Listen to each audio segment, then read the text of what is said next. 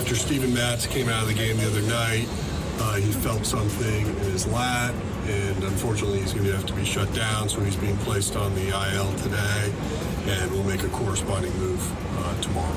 That was John Mozeliak yesterday speaking with the media down at Busch Stadium. We mentioned on the show before we were concluding yesterday that Mo would be talking to the media, and that was the news that he had to announce. Alongside Alex and T-Bone, I'm BK. Steven Matz heading to the injured list, and it sounds like he will not pitch again for the Cardinals this season. If that does indeed end up being the case, he does so, I suppose, on a high note. You, in your last 7 appearances, saw him throw 39 innings, had a 1.9 ERA. Opposing hitters were batting just 190 against him. Basically, since his return to the rotation, man, he's been awesome for the St. Louis Cardinals. But this is where things get interesting. This is the same issue that we've seen with Steven Matz at times in the past. For whatever reason, he just can't seem to stay healthy here in St. Louis. He has started 17 games this year. He started 10 games a year ago for the Cardinals, had 5 to 10 appearances out of the bullpen each year as well. Alex, when I think about what this means for the Cardinals, it's not really a whole lot of interest for me down the stretch. We'll talk about who's going to take his spot. It's more about what it means for your planning of 2024. Yesterday, Mo said we got to get 3, not 2 starters, but 3 starters this offseason. I think the lack of faith in Steven Matz's health is a part of that conversation. It should be part of that conversation, because if it's not the lack of health or lack of availability for this team, it's the lack of quality innings at the beginning of the season. So what we thought when he was dealing post-trade deadline, that we were like, man, Steven Matz is really solidifying himself into a rotation. I think the uncertainty with his pitching and with his availability pushes him into the same conversation as a Liberatore and a Dakota Hudson and all these other guys. Is you can fight for a spot out of camp to be in this rotation, but now you're going to have to go out there and you're going to have to be aggressive in terms of bringing in 3 different guys to place in there with Miles Mikolas and have that number 5 spot open. And I don't think it's obviously Steven Matz is going to be ahead of everybody else for how he pitched, but he can't be relied upon to be somebody who gives you 120, 150 innings. So, yeah, now I think you have to shop in that second tier and that third tier, and maybe twice in that third tier and the fourth tier. Oh, yeah, maybe not the bargain bin. Just one of those. Just one. I'm fine with them signing one of those guys. Your guy, James Paxton, if you want to sign him to a 1-year, $12 million deal, I think he's going to get more than that. But somebody in that range, I got no issues with that.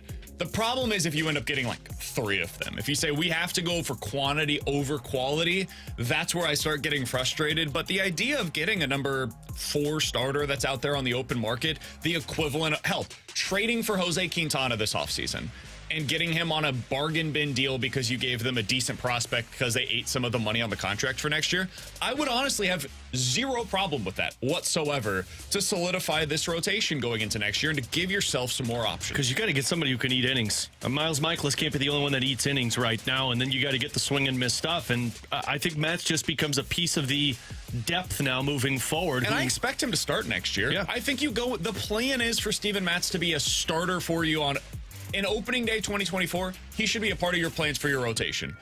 But if he's not, if he ends up going on the injured list to start out the season, your backup plan shouldn't be Jordan Hicks becoming an experimental starter. It should not be Andre Palante getting thrown into starting opportunities. It should not be, oh boy, Zack Thompson we had counted upon to be a bullpen arm for us, and now we're lighting the bullpen because we got to pull him into our rotation. Go get somebody that can really solidify that spot.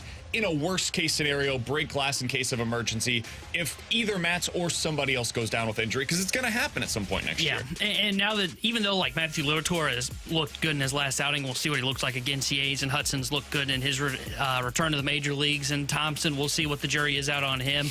You've got Roby that's in the minor leagues, and who's the Rom was the other one I'm thinking of.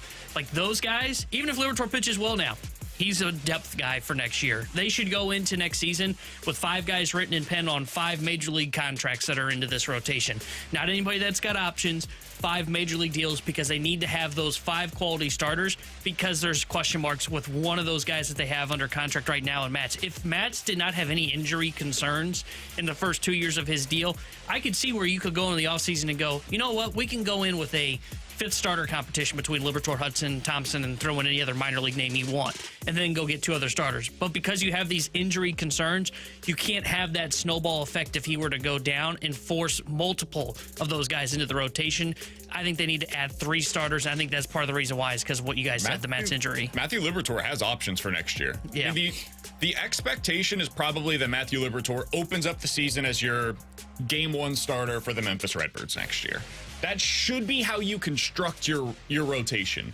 And if he ends up being called upon either in season or by opening day, fine. You like what you see, hopefully, from him down the stretch, and he's a capable starter in a pinch. But the hope should be, the belief should be that he is passed over by some of these options that you're bringing in from the outside. Yeah, I think the recipe for success in terms of an offseason is Matz as a number 5 and having 3 guys that could be a number 5 for you, all starting in Memphis to start the year off. And then beyond that, you're talking about Roby, depending on what his development is. You're talking about McGreevy and Graceffo, still wondering what these guys are. That's what the winning teams do, is they put 4 or 5 guys in AAA that could be a 4 or 5 in their rotation this season, but they call upon them when injuries take place. But if you go into the season with Matz as 4 and now this depth is number 5, you're setting yourself up for failure because Matz goes. As great as Michaelis has been the last couple of years, you're still a little worried as he continues to get older. And then depending on who you sign, you're probably planning on one of those guys not being available all season. And they should have quality depth in the minor leagues going into next year. I mean, you mentioned 2 guys we haven't even said yet, McGreevy, Graceffo, Roby, who's going to start throwing and potentially go on a rehab assignment, it sounds like, here in the near future to Palm Beach. And you've got Thompson, Liberatore, and Hudson potentially if you decide to tender him. There's 5 starters in the minor leagues. And if one guy goes down, say Matz in this example, and you've signed 3 starting pitchers, you can bring one up. He doesn't work, you just recycle through him. And you just recycle through him until you see one that sticks. And then when your pitcher comes off the IL, boom, he slides right back into his spot. So, to your point, they are in a position where they should have quality depth in the minor leagues, unlike they did this year coming into the season where they have injuries galore and the 40-man roster is just destroyed. Not next year. Next year, they have the depth in the minor leagues. They just got to go out there and get the major league pitching. Look at the Dodgers.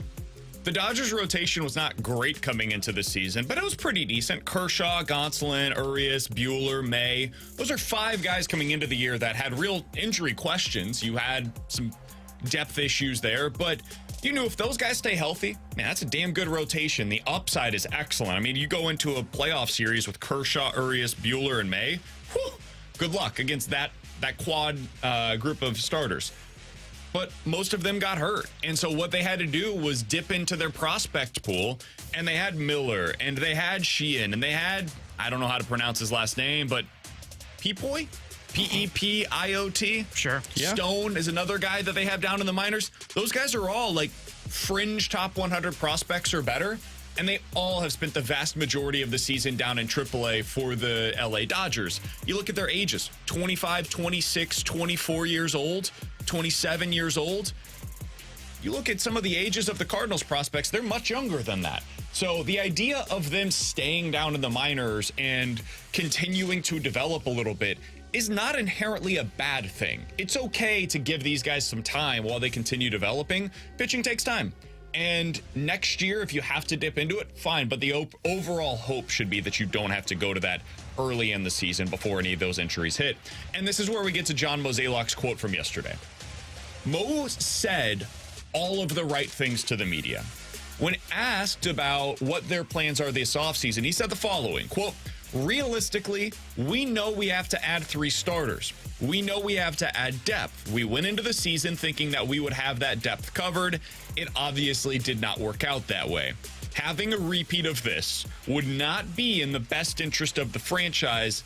So I think our approach this offseason is going to be very aggressive on the pitching side. We'll see where that ends up taking us." Attaboy, Mo. I'm sure a lot of Cardinals fans, and I get it, saw that quote or heard that quote and rolled their eyes. Said, I've heard all this before. Big talk, no action. I don't want to hear it. That's all he can do right now. All John Mozeliak can do is come out and say the right things. And yesterday he said the right stuff. They should go out and get 3 starters this offseason. But the number although something we're going to hold them to now. They've said this publicly. John Mozeliak is the face of the franchise, the face of the decision-making process in the offseason. All right, how can he has now out of this? publicly stated The same way that the salary increased. we are going to go out and get 3 starters this offseason. Not 2, not 1, 3. So that is the expectation. But the other thing that we now need to figure out, and this will be the goal for the offseason, is what's the quality of those starters? Are you bringing in somebody that is the equivalent of Dakota Hudson as that third guy? I was just going to say, you guys Are ready? you bringing in a DFA candidate as that third starter? Or are you talking about bringing in 3 guys, like T-Bone mentioned earlier, that are on major league contracts with real guaranteed money that are expected the moment that you sign them to be a part of the top 5 in your rotation going into next season? That's the real question that still has yet to be determined. And the other follow-up to that is, what's that number 1 guy look like? I'm less concerned right now about 2 and 3 on that list. Who's the number 1 guy that's going to lead your rotation next year? Because right now, you don't have that player internally. He does not exist here. You ready for the spin rate? One of those guys was Dakota Hudson because we didn't plan on him being in our 2024 plans, and well, he surprised us at the end of the season. I mean, he said specifically, we know we have to add 3 starters this offseason. So if they do that with Dakota Hudson, he just flat out lied. I'll give him credit, though, because in the past, people will say, oh, he does this all the time. He keeps it pretty generic, typically, where it's like, yeah, we're going to have to explore the free agency in the offseason and see what's out there for us. And I mean, he's now stating that, hey, we got to get 3 guys. So I'll give him credit there. Like, that's par for the, or that's different for John Mozeliak than what he's typically done in the past. The question is what you asked, BK, and it's what I'm very skeptical of. What do you do with those 3 starting pitchers? Because if we snorkel in tier 4 for 3 guys, that's not benefiting you. I heard the morning show talking about Miles Michaelis as your number 1 next year. To me, that is an ultimate fail if that team says, well, we got 3 guys and Michaelis will lead them this upcoming season. Yeah, and to that point, this is where they cannot run into this issue, and I think this is the concern that Cardinals fans should have. I don't doubt they're going to add 3 pitchers. The concern is that the budget's going to be written in pen and it's not going to budge. And when the market moves and surpasses what the budget is going to be, that's where they pivot and do what you just said of, well, we thought we could get a top-tier starter.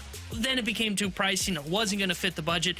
The budget needs to be written in pencil this year. Now, I'm not saying you spend like the Mets did, but a top 10 payroll is probably what you're going to need to get the 3 starters that you need, and you're probably going to have to shop in get 2 guys out of those top tiers, and then settle for that bottom tier. That's my biggest concern. 1 in tier 2, 1 in tier 3, and 1 in tier 4. That needs to be your offseason. Start at tier 2. For those that don't know, the tier rankings, I've got them written down. We're going to have this next to us every day of every show all it says you need off-season. milk. Ohtani is at the top. He's tier 1. All right, We crossed him off. Oh. he is not an option until proven otherwise, and we don't expect that to change. Tier 2, Alex said you got to get one of these 3. Snell, Urias, Nola. End of list. You either have to get somebody from that tier or the equivalent on the trade market. That is what the starting point has to be for the Cardinals this offseason. Tier 3, Yamamoto, Gray, Stroman, Flaherty, Rodriguez, Montgomery, Giolito. You got to get at least one of those guys or the equivalent of somebody from the trade market. And then you can go down to tier 4. That's Paxton, Maeda, Severino. If you want to shop in that market or get somebody on the trade market that's the equivalent to them, that's fine too. But you should be operating in those 3 buckets. Get one from each of them, and then let's ride into the season and see what ends up happening from there. Alongside Alex and T-Bone, I'm BK. Coming up next, so you heard in that quote coming back from break that John Mozeliak said the Cardinals are going to make a corresponding move today for the pitcher they're going to bring up as Steven Matz is placed on the injured list. Anybody got any ideas of who that could be? We'll talk about it next year on 101 ESPN. You want to say something? Then say it. Use the mic drop feature in the 101 ESPN app.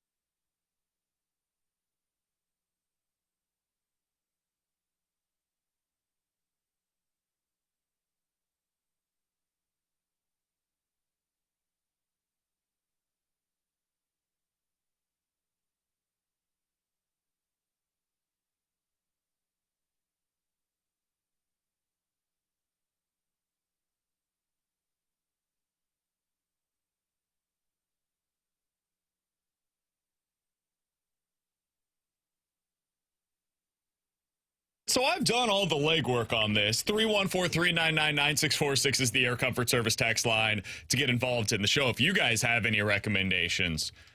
Yesterday, John Mozeliak said that the Cardinals are going to be planning to call up somebody today as Steven Matz is placed on the injured list. Now, I'm not totally sure as to why they waited until today to do so, because yesterday they basically played 2 men down, but whatever. Neither here nor there. At this point in the season, I'm not going to come up here and complain about a guy arriving a day late, whatever. But they need a pitcher. They need somebody to be added to this staff going into today's game, and the plan is to call somebody up. I just have no idea who that man is going to be. As I look at the current options that could come up from the minor leagues, they're not particularly appealing, Alex. I'm not going to lie to you. Kyle Leahy, we saw him, and I immediately called for his dismissal from the roster. Didn't go particularly well. He's one guy that's on the 40-man roster that is currently pitching in the minors. Drew Rom is another. He's a guy that the Cardinals acquired from the Baltimore Orioles at the trade deadline, but he's a starting pitcher, and you don't really have a slot in your rotation right now because Zack Thompson is the one they're planning to take Steven Matz's spot in the rotation. So I would be surprised if it's him. I don't think he's going to come out of your pen the rest of the way.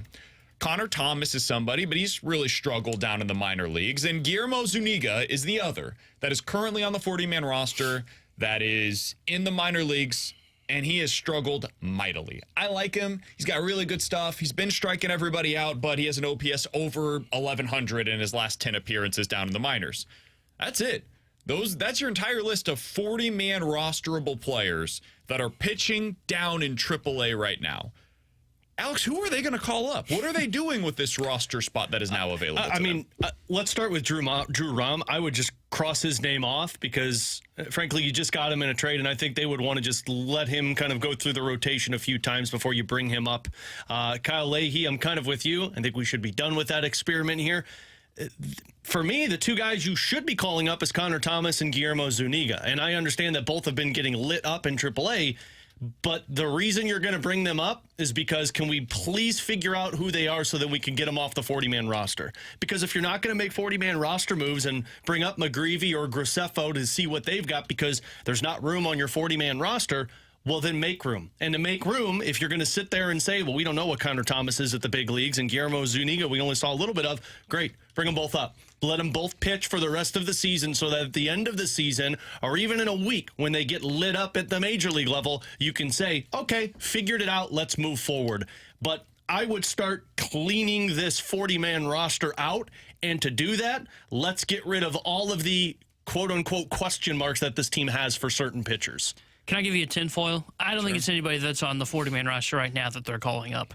I think they've got a waiver claim somewhere that they're hoping is going to go through that they can bring up today or have today on the roster. Well, that would be bad because that doesn't answer my questions. Is there somebody that's available? You see? I don't know. I don't know, but it's just my theory because otherwise, like, even if you're calling up a Zuniga or say you were going to call up a McGreevy and select his contract to the 40-man, there's no reason to wait a day. There's nothing like the timeline for the rookie eligibility. We know when that date is. It's not tomorrow. Like, I think there's a waiver claim for somebody that's out there that I don't know about that got DFA. The only DFA that is still pending is Michael Givens.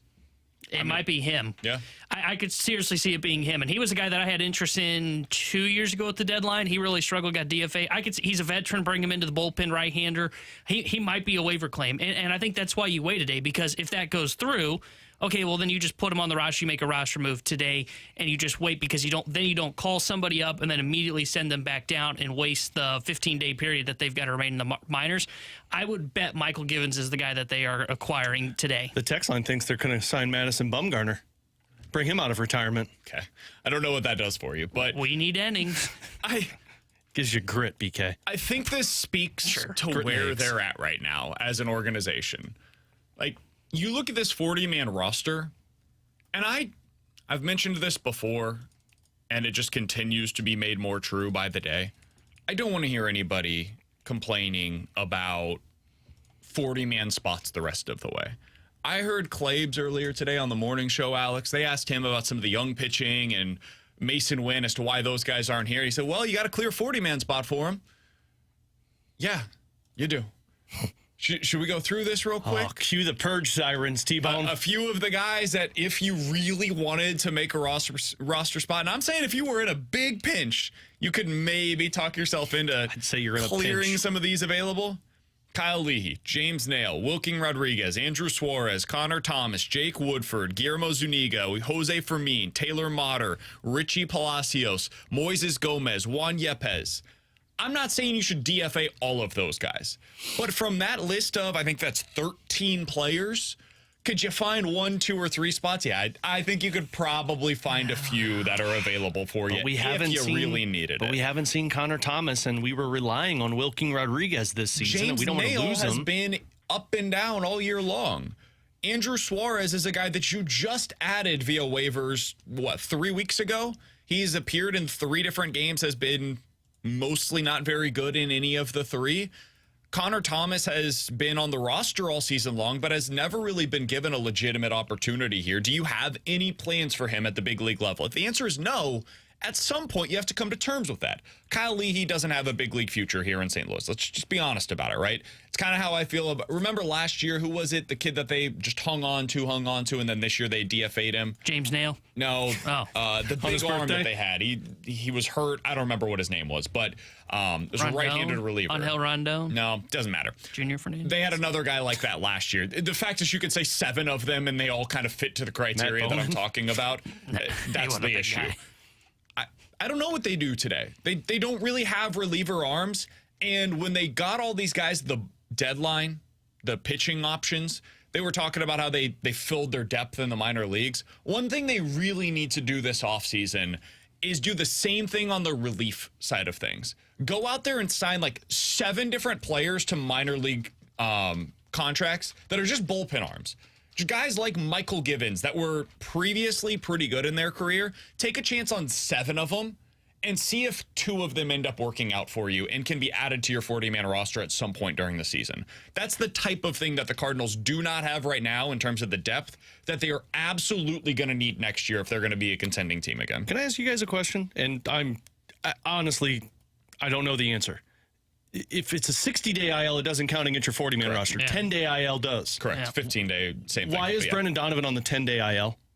That's probably what they could be claiming somebody today and pushing him to the 60. They could be, but it doesn't matter. I think they've just still got spots available. I think there's only like 37 guys on their 40-man roster right now, but I was just confused by that because sometimes they don't want to add guys to the 40-man roster because in the offseason you're going to have to clear that off, and then eventually you'll have to place those guys through waivers. So, like, if they, for example, weren't going to bring up Michael McGreevy this season, I don't know if they are or aren't, but if they didn't plan to do so, they could just have him protected all offseason instead of having to put him on the 40-man roster. And then in the offseason, if you sign somebody that takes his spot, you'd have to DFA him, place him through waivers, and somebody else could claim Michael McGreevy. So that's why you wouldn't do what you're talking about, because they don't, need a spot right now. They're not grasping at straws for other pieces to. I was just going through it, and I looked at it, and I'm like, why is he on a 10-day IL to where that would open up? But again, you only got 37 guys in your 40-man roster, so using the 40-man roster excuse isn't an excuse anymore. And then on top of the 13 guys that we just named.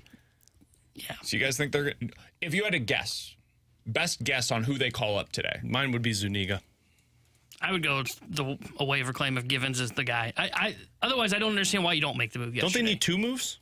No, they just need, unless they're putting Contreras on the IL. Oh, okay. Just the one is what they need to make If today. they put Contreras or Gorman on the IL, they'd have to make another Well, move. we know they won't put Gorman on the IL. They'll just let him go through. I think it'll be Zuniga, and I will be very curious to hear the explanation as to why he wasn't called up yesterday. It doesn't matter. It really doesn't. But it's just kind of strange. They were off yesterday down in Memphis. So maybe there was something travel-wise where it didn't work out for him to be able to get here by yesterday's game. I don't know. But again, the the thing for me that makes me think it's a waiver claim is even if that's the case, you make the roster move yesterday. Yeah. You don't have to wait. It's super weird. I'm going to guess it's a waiver claim, and I hope my tinfoil proves right. Coming up next, yesterday was a massive day for my University of Missouri Tigers. What does it mean in the big picture after they picked up one of the top players in the country? What does this mean for Eli Drinkwitz? Well, it's Gabe DeArmond of Power Mizzou next year on 101 ESPN.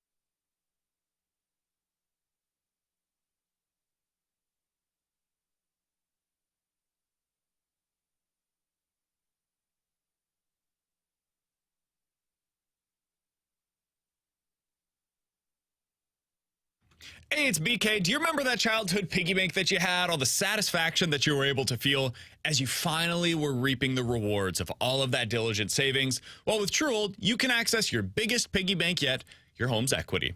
You'll start enjoying the retirement that you plan for right now, and you don't even have to move. Here's how you do it. Truehold will buy your home for its best current value while that value remains high, and you get to bank all the cash now while you continue living in your home for as long as you'd like. Plus, Truehold will cover all the property taxes, insurance, repairs, and maintenance too. And since they pay your home's current value, that money is yours to do whatever you'd like with. You can start enjoying your home's equity while it remains high by visiting Truehold.com, and you'll discover how much they'll buy your home for today based on its best current value. To do so, call 1-855-300-9993, or you can visit them at Truehold.com to learn about the smarter and faster way to cash out on your home's full value without having to move. That's 1-855-300-9993, or go to Truehold.com.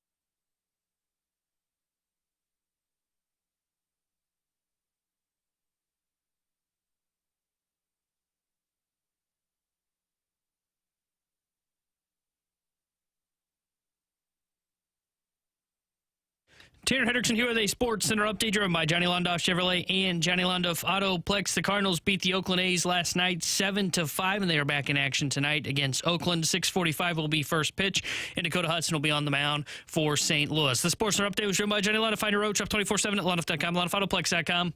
Are you kidding me?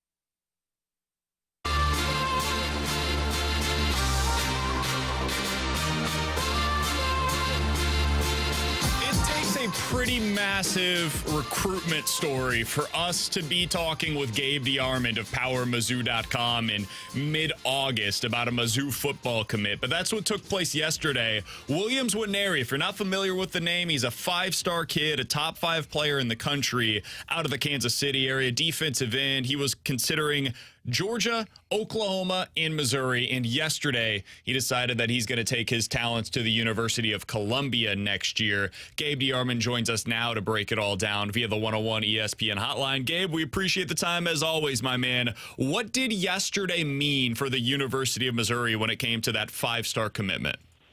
Well, I mean, it was televised on ESPN. I only know of 2 other commitments, I think, that's happened with Mizzou, DGB, and I think Terry Beckner's might have been on ESPN too. So that's a pretty big deal. As much as I would like to pretend that more people are, tuning in to Power Mizzou to follow it, I assume College Football Live probably has a little better audience considering it's still on the air. So that's big, and just this is a class. I had written yesterday morning, like, all of a sudden Williams Nwaneri seemed like a guy they almost had to get, because the first half of this class, it started off really slow. They only had a couple guys entering June. They were 61st in the team rankings going into yesterday, which you can't survive in the SEC like that. It's obviously going to have to get up into the top 25 or 30 to really even have a chance in this conference. So it had almost become a thing where if you don't get him, where are the difference makers going to be in this class? But now that they've gotten him, look, things seem to be going well with Ryan Wingo. By no means is that done, but that could be 2 5-stars in the class for the first time ever.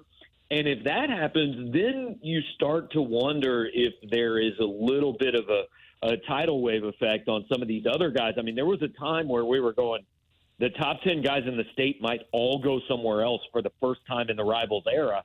And now all of a sudden they've got number 1.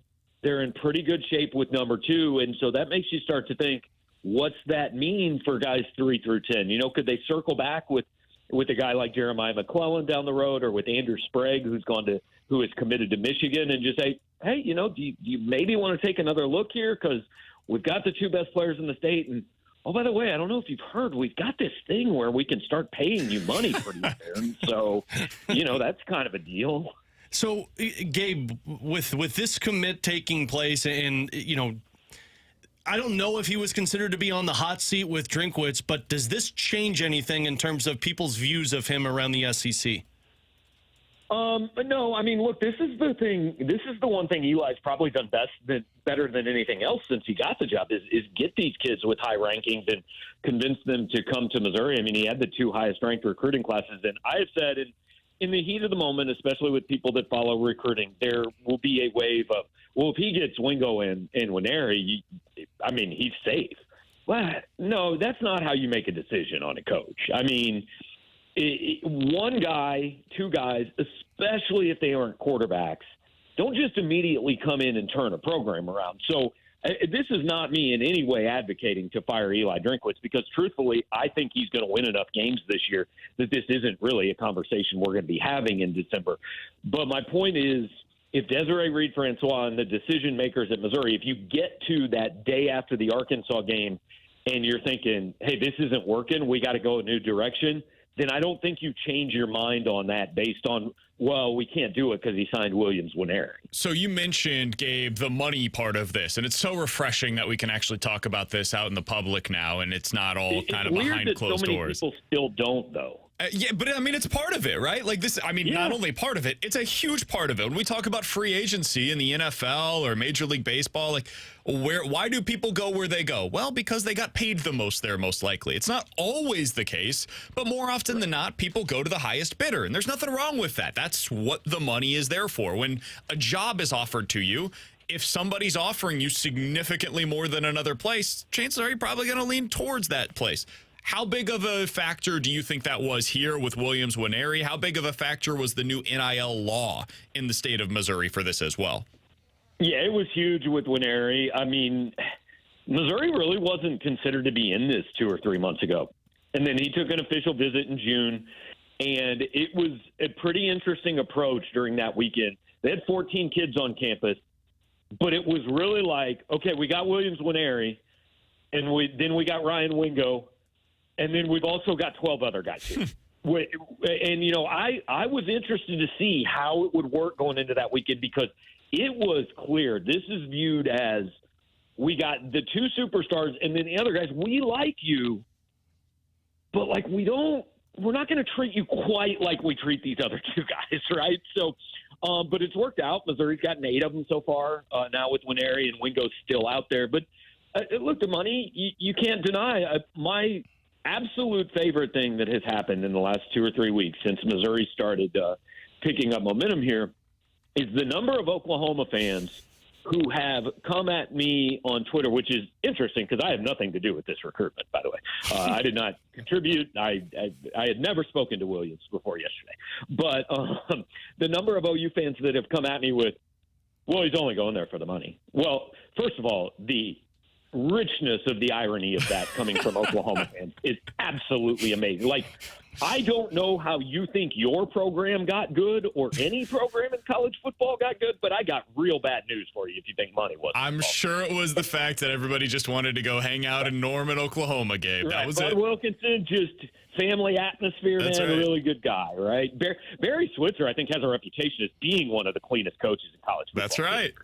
But then the second part of it is, like you're saying, well, it's only the money. Well, the analogy I've used, well, Roger Clemens only struck out 5,000 people because he could throw 99. Take that away, and he wouldn't have struck out. But, well, yeah, but that's part of it. I mean, it is perfectly legal now. And look, just beyond, I mean, I said it 2 years ago. Without NIL, Luther Burden's probably not at Missouri. Without NIL, Williams Nwaneri's probably not at Missouri. But you use what you have available to you, right? There, I think there's this thought process out there that, like, the schools that are spending the big money are the Alabamas, the Georgias, the Ohio State. No, they don't have to, because you know what they can sell? They can sell, come play for multiple rings while you're here, and you're probably going in the first 3 rounds of the NFL draft. The teams that are spending are the teams that are trying to catch those programs that don't have that pedigree and that tradition to sign. And, I mean, it's exactly like, you know, the Kansas City Royals got to offer somebody more to sign than, like, a grown-up Major League Baseball team has to offer them to sign. So, yeah, Missouri's probably got to go a little above and beyond for some of these kids, but that's part of the deal. That's what we call the bad team tax, right? The Jaguars, whenever they sign Christian Kirk, they got to pay a little extra because they're the Jaguars, and that's what it takes to be able to get legitimate NFL wide receivers at the time. Now they've got a good quarterback, and maybe you have to pay a little bit less. I did want to ask you about that, Gabe, in terms of, like, the lesser teams, maybe not the historical programs paying more for some of these guys. I've seen it put elsewhere that NIL could potentially make it a little bit more of an even playing field for some of these schools. Do you believe that to be the case? Do you think this is actually going to have a long-term beneficial effect for programs like Mizzou or Illinois, for example? Well, I'm not sure there's going to be any long-term effect of this because I think in 2 years this whole thing's going to probably look different than Fair. it does today.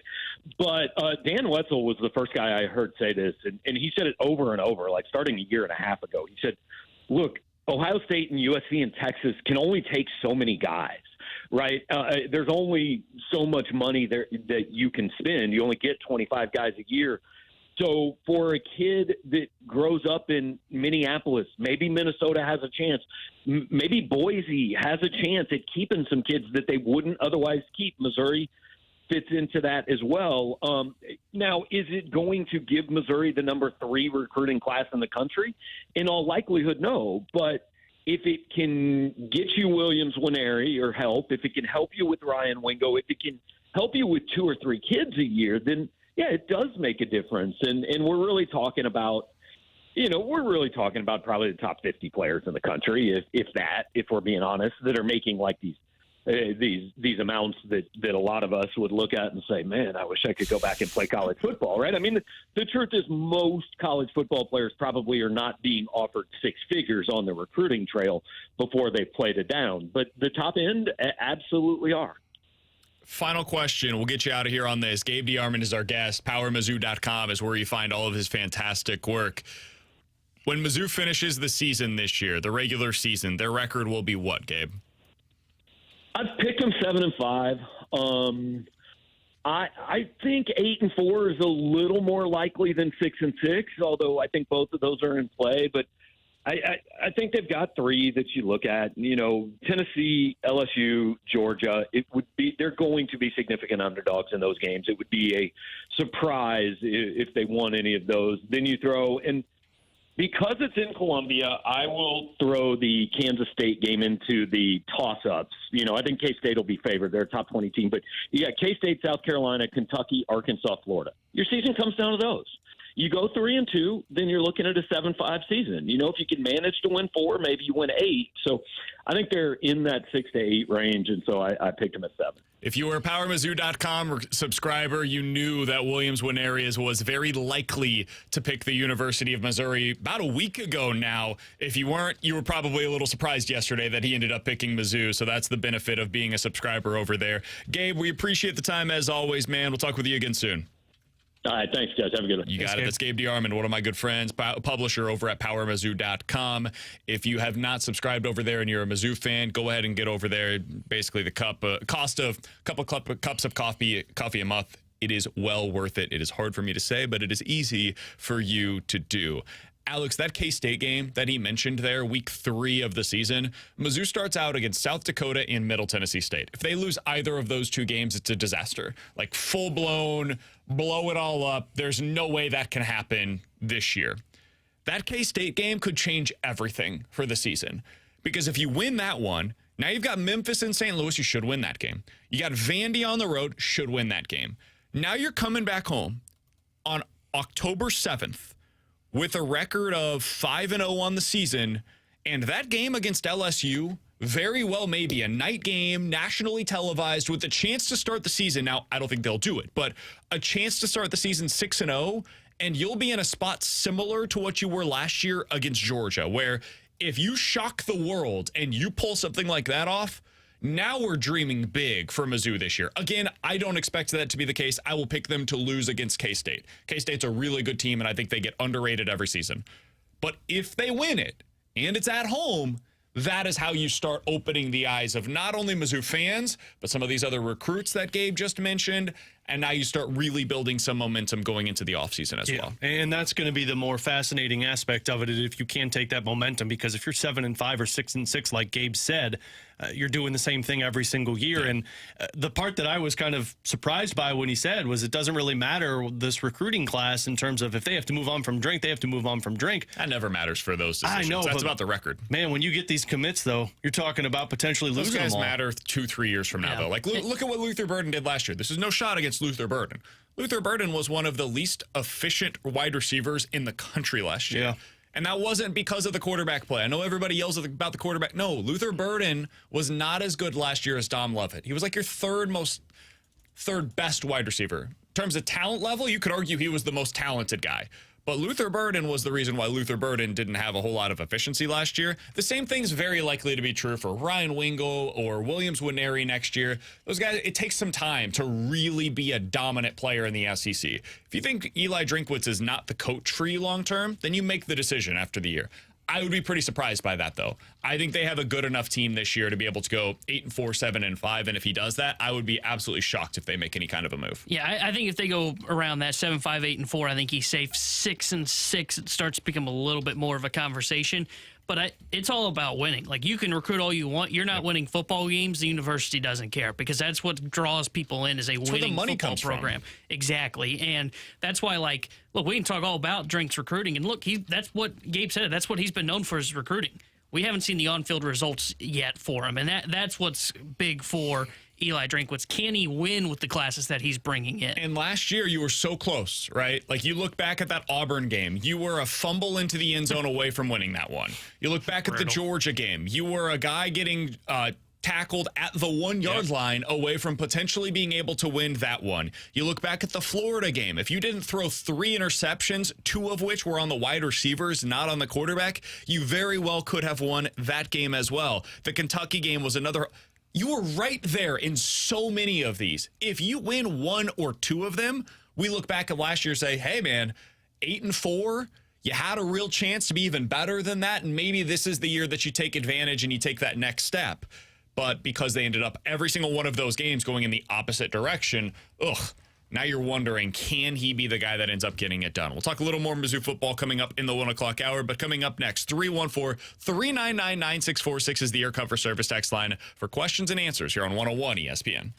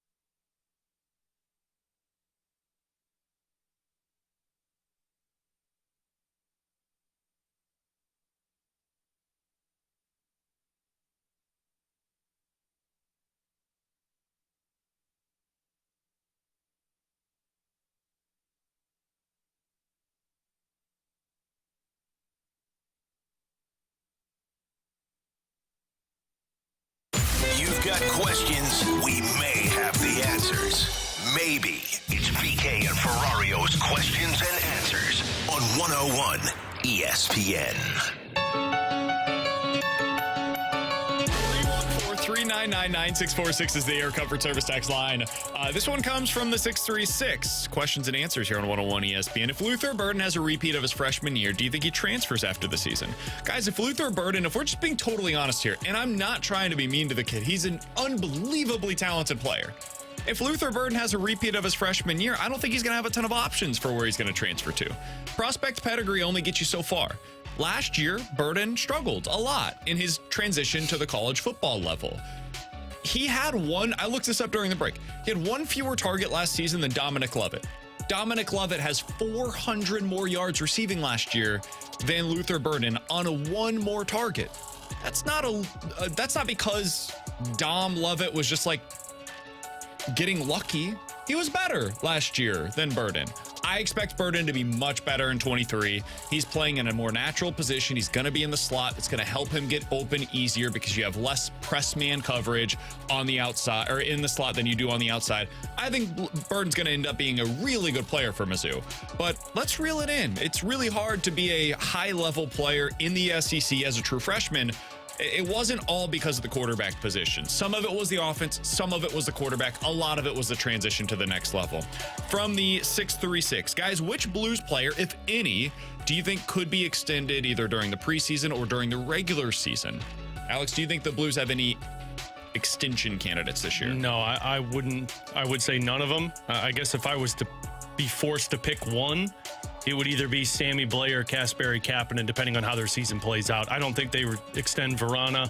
I think Kapanen's probably going to be a trade candidate if they're not in the race. So Sammy Blay would be the more likely one. But frankly, you don't have any guys that I think are worthy of extensions at this time because you got a lot more depth in your system. So I would say that don't plan on any contract extensions. It's kind of where I am. I don't see them handing out any extension. And though, like, Verona could be a guy that could score like 30, 40 goals, I mean, your hope would be that in, 2-3 years, that's Jimmy Snuggerud's rule. So you don't really need to lock up Jakub Verona, and you have Kyra that's already on the top line. So I can't really see anybody. Maybe you do something with Sammy Blay, do another 1-year kind of type extension, maybe Kapanen, but I don't think it's going to be anybody. From the 314, guys, which NFL coach do you think enters the season with the most pressure to perform this year? Let's keep it there. I'm not necessarily saying that this is the coach that enters the season where if he doesn't succeed, he gets fired. But who do you think has the most pressure to perform this season? I would say Sean Payton. With his background and with the roster that they have in place and then now firing off on Nathaniel Hackett, I would say that Sean Payton's got the most pressure. He's not going to be fired if they stink. Frankly, they'll move on from Russell Wilson if they stink. But I would say he's probably under the most pressure for everything that's taken place this offseason. Outside at what I think are the obvious two here are McCarthy and, what's his name, Staley in L.A. Staley's a really good one. I would throw Robert Saleh in this. That's circle, check mark. Yep, totally agree. I think he is fired if they disappoint because he's a defensive mind. And though it went poorly with Hackett in Denver, he's there in New York. He's running the offense with the guy that loves him in Aaron Rodgers.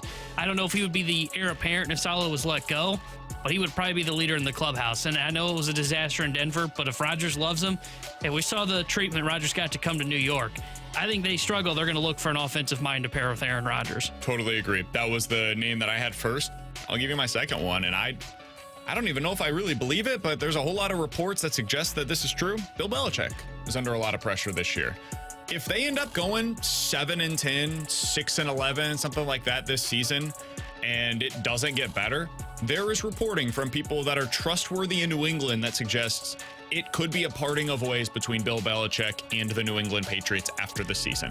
I don't think they'll be that bad. I think if you have Belichick as your coach, your floor is 8 wins. But going into the season, that's not the most talented team you'll see on paper. and they play in arguably the most difficult division in the NFL. So 7 wins is not completely out of the realm of the possible. So I would say he is the one for me that enters the season with the most pressure. From the 636 final question here, guys, not sure if Tampa would accept it, but would you be interested in trading for a guy like Shane McClanahan, who is coming off of a serious elbow issue? I wonder what the price would be for something like that, because you expect him to miss all of next season. I was gonna say, it doesn't really help you anytime soon. This would be a 2025 type of a move, most likely. I mean, I still think he would cost a pretty penny. I mean, do too. You're talking about a guy that is a Cy Young type pitcher when he is healthy and right. So Yeah, I don't think I would. I think there's other guys that I'd trade the capital that I would have to give up to get McClanahan for. That could help me right away. He's got 4 more years of cost control remaining. Next year will be year 1 of arbitration for him, so he'll start making real money 2 years from now. It would be a very Rays-like move to move on from him this offseason. See, I think he's a Rays type extension. Extend him while he's low with the elbow issue. I mean, that's what they did with Glass. Now, remember, he made $5 million this But year. his was and then only you 2 years kick left. up. Yeah, but I can see where they go low in like year 1, 2. Because, I mean, he's only going to pitch in like September next year, if that. And then you pay him lower. I'm not saying you're paying him league minimum, but you're paying him lower next year and the year after. And then I you could also spike see it them at the just end. say, forget the extension. We'll play this thing out, and 2 years from now, we get a really good year out of McClanahan in his first year back from the injury, and that's when they deal him. So I could totally see that as well. You'd be dealing low right now, probably in terms of the value. Yeah. If they were going to trade him, it would probably take Mason Wynn, like a high level. I mean, a shortstop would probably be something that they're looking for this offseason, would be my guess. So Mason Wynn might be the type of thing that they would be looking to acquire. Coming up in about 15 minutes or so, we'll dive into some NFL quick hitters, including if you could pick 3 non-quarterbacks under the age of 25 to start your NFL team with, who would you go with? We'll give you our answers to that coming up in about 15 minutes or so. But next, the Cardinals made it clear yesterday, Adam Wainwright's getting one more chance to prove himself in the rotation. What happens next? We'll talk about it here on 101 ESPN.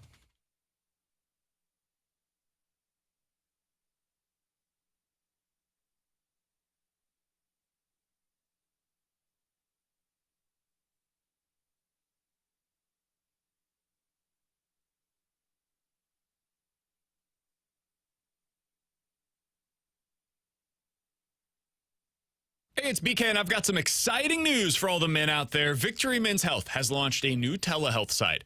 Their site is called Victory RX. You go there at victoryrx.com. Men, you can go there to get prescribed that ED medication that you've been looking for. No longer do you have to go through all of the different portals, putting the same information in 27 different ways. Nope, not like that over at victoryrx.com. They'll do your entire consult all via text. They've already treated thousands of men in their standalone locations, and now you can get easier access to that #1 selling ED medication regardless of where you live. Chewable tablet is what it's going to be. It's got active ingredients from both Viagra and Cialis. That chewable tablet's going to be easier for you to consume, and it's going to be more effective. It's not going to be affected by the food or the drink that you took earlier in the day. If you have a pill that you've been swallowing for ED medication, I've got bad news for you guys. That might be affected by the food or the drink that you had earlier in the day. Not with VictoryRx.com. It's VictoryRx.com. Play hard.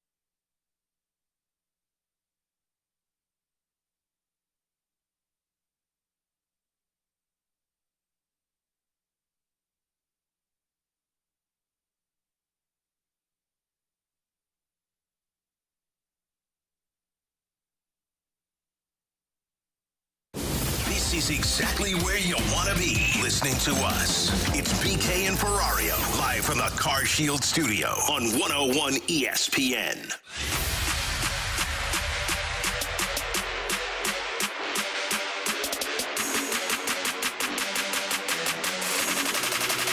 Count that big pen. He understands that he knows he's got to do better, and he's appreciated that he's getting the opportunity, but he understands that things could change. That was John Mozeliak, who was not exactly completely reassuring yesterday when discussing Adam Wainwright's future in the rotation, alongside Alex and T-Bone on BK. So the Cardinals made it clear yesterday when speaking to the media, both Ollie Marmol and John Mozeliak, hey, he's got one more shot. And then we'll kind of reevaluate from there. We'll sit down after his start on Thursday and see what the future looks like. Waino is skipping his bullpen session this week because he wants to save all of his bullets for Thursday. Everything about both the actions and the words speak to this being the last opportunity for Waino to be able to recapture his spot or to keep his spot in this rotation. Alex, how'd you feel about what you heard yesterday in regards to Waino's future? I mean, I understand where Mo's coming from. I understand where Waino's coming from. I think they're doing two things here. I think they're valuing the sanctity of Waino's career by not continuing to throw him out there just to chase 200, but I also think they're valuing the future of all of this. And after this next Waino start, and now with Steven Matz being potentially done, I think you could be seeing three new names getting consistent rotation opportunities, Thompson, Liberatore, and Hudson, to figure out who's there for them in 2024. So part of me still doesn't buy it, and I know that just me living in a fantasy world because I feel like the Cardinals are just going to continue to do it if Waino wants to do it. But maybe Waino's come to the conclusion of, look, it's just not going to happen to get to 200. If this, he's basically throwing out everything that he's typically done for one start to see if he can get the best out of it. And if he gets the best out of it, then he'll do it again to see if he can get to 200 and then call it. So, yeah, I think they're doing it right by giving him one more opportunity here at home to try and right the ship and see if he can turn it around. And I mean, they're truly at their last straw to pull and see if it works. Skipping a bullpen is just unheard of. To where if that's truly if that means he can't throw a bullpen because that's what affects him in starts. So he said, remember after his last start, he said, "I don't understand why my bullpens look so good and then my starts look so bad." I mean, his body just can't recover, and that's father time catching up with him. So this is the last straw to try it. I do think they're going to move on though, if it not like DFA him. I want to make it clear. I think they're going to pull him out of the rotation if it goes poorly against the Mets. I think that's when you potentially see someone like, whether it be Rom gets called up who's on the 40-man, or they decide to select a contract like a Michael McGreevy or Gordon Graceffo and throw him into the rotation. I think that's what they'll do, and they'll either put Waino in the bullpen or they'll place him on the IL. But Waino recently just said he doesn't have an injury. So I think what they'll do is they would throw him in the pen if it doesn't go right after this next start. Somebody from the 314 said, guys, if he goes out there and has a mediocre start but manages to get the win, then what do? They just leave him sitting at 199? I don't know. That's what I would do, but I doubt that the Cardinals would. If he goes out there and is competitive, I think you just throw him out there again in 5 days. The problem has been that he has been non-competitive over his last two starts. He's gone out there, given you 4 total innings, has allowed 18 hits, 15 earned runs, has walked 2 and struck out 5. He has a 33.7 ERA over his last 2 outings. That's why they're considering pulling him out of the rotation. If he goes out there and goes 5 innings, allows 5 earned runs, and you win 8-6 at the end of the night, cool. He goes out there in 5 days. Yeah. That's it. It really is that simple. It's about whether or not he's competitive for you. If he finds ways to get guys out and he does what he's always done in his major league career, which is make the necessary adjustments, then you're fine. And you can have him as part of your rotation, especially now that you have so many other spots that have been filled by guys that you're not totally sure about. But it's the non-competitiveness that's been a problem for him. I also wanted to get to something that I heard yesterday on the Starkville podcast. So over on the Athletics baseball show feed, they had Joey Votto on the show yesterday. And they talked to him about how he's still having success at his advanced age and why he still wants to do it. He had a serious injury. The surgery that he had, he said that it's about 50-50 for guys to even come back and play, much less to come back and be effective. So he was talking about why he's still doing it and how he's still having success. I thought his answer to this reminded me a lot of what we've heard from Adam Wainwright. Give a listen to Joey Votto. In the midst of this comeback from the injury, there's so many moments where the doubt creeps in, where it's like you're done, or you really think you can keep doing this sort of thing, and then things get better. Swing gets better, body starts feeling better, shoulder, arm in general, body in general starts feeling better, and then it's like no, I want more sort of thing. And coming back from this rehab has kind of been this sort of up and down experience. Even on the field, your peers, it's old guy, washed up, retire, or wow, you're old, amazing, I can't believe it, you're almost 40. The message being sent to me is like, whoever's speaking to me understands the context of where I'm at and are providing their own sort of, projection onto it. So that was Joey Votto, and the big thing there is what he said at the beginning. When he first went down on his rehab, he was like, I don't even know if I can do this. But then it feels better, and he starts seeing some of the signs of progress, and then it continues getting better. He's like, okay, maybe I can. And then it falls back a little bit, and then he takes 2 steps forward once again. That's where Waino's been for the vast majority of this season. You think back to what happened to him whenever this team went over to London, and he was completely non-competitive, and then he had to go on the injured list for a little while. And then he came back, and he did have 2 pretty solid starts, honestly, against both Chicago and Arizona. And it was like, okay, maybe he's going to be able to get this thing back on track. And then, boom, it fell off of a cliff again. So if you're Adam Wainwright, my guess is he's thinking this is going to be the start. He's thinking to himself, you know what? I found a way to get through this before. I feel physically fine. I'm going to find a way. There's going to be a release point thing or a stride thing. There's going to be something that I can do, because there always has been, that's going to get me back on track. And the thing that might be different this time, I don't know if this is the case, but it kind of feels that way to me as an outsider looking in. I don't know if there's a tweak that fixes this. There wasn't a tweak down the stretch last year, and he thought there was. He thought he found it going into the season. It ended up that this is just kind of a continuation of what we saw in September of last year, and I hope that I'm wrong here. I would love nothing more than this. I don't think that there is a tweak this time around. I think that what you're watching is his body has just betrayed him, and he no longer has the same stuff to be able to make the necessary adjustments to get guys out on a consistent level at the major league level. And I think he realizes that, which is why they're going down this path of skipping the bullpen session and just going straight to the start, because he realizes that tweaks aren't going to be there. But if you're Waino, your second half of your career has been all about you resurfacing your career from tweaks. When he had the Achilles injury and he came back and it looked like he wasn't going to be able to pitch again, he talked about that. And then the next season, he tweaked something, changed his whole regime, and next thing you know, he's reinvigorated. And then what was it? It was 3 years ago where he also felt like he was at the end of it. I remember him having the quote where he said, like, I'm going to stay on the mound until I have to walk off of it, which might be sooner rather than later. Remember, Danny Mac said, coming off of the mound one day, this might be the last time that we see this guy. And he said, he's like, I'm going to give it my all and walk away. And he said, I'm not going to talk about retirement. And then the next 2 seasons, he pitched 200 innings each and was like, oh, he found it again. So if you're Waino, you're living in this world of, I figured it out multiple times in my career to stay alive up until I'm 41. Why can't I do it for 3 more starts? And that's where I feel like he's fighting this inner demon of, do I have that tweak in me one more time? But is that tweak going to be me skipping bullpens just so I can have everything for 5 innings? Yeah, and I think it just takes him one start to have that reassuring factor that Joey Votto was talking about, where it is, I don't know if I can do this, and then boom, my swing feels good, and okay, I'm ready to go take off. Waino's that guy to where it is, those 2 starts like you just mentioned when he came off the IL, it wasn't like vintage Adam Wainwright, but it was, hey, you can get by with that. If the bullpen doesn't blow a game, we're talking about 1 win away from 200. So I think when you look at Adam Wainwright, I think he's the athlete that if this does work, this skipping the bullpen keeps the arm fresher and allows more life on pitches and allows him to kind of get through 5. I don't know how pretty it'll be, but get through 5 innings. I think he can take that and run with it. He's the kind of athlete that all it takes is that one start. Just that one start that is good, not great, to where he can build off of it start and feel good about himself moving forward. I think that's all he needs. I think he just needs that one start to where he can say, all right, this is it. This is what I've been needed. My arm just can't recover quick enough after a bullpen, even though the bullpen's not going 100%.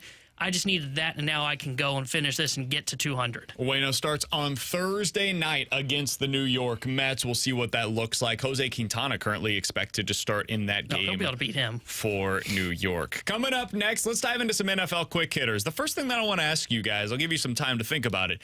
If you could pick any 3 non-quarterbacks under the age of 25 to start your football team with, who would you go with? We'll talk about that next here on 101 ESPN.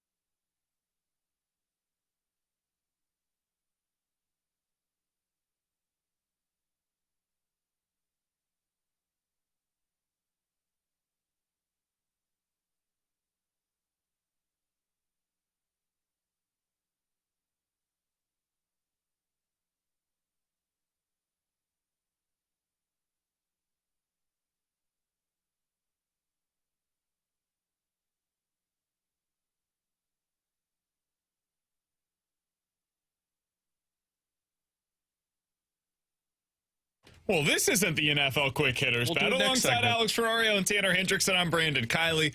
So I asked the question going into break because earlier today, there was a piece over on The Athletic ranking the best players in the league. Oh, now this we're at gets me football. excited. Now we're at football. Under the age of 25. Now, as you could probably imagine, a good number of these players are quarterbacks because there's a lot of young quarterbacks that are on the up and coming in the league right now. You've got Justin Herbert, Jalen Hurts.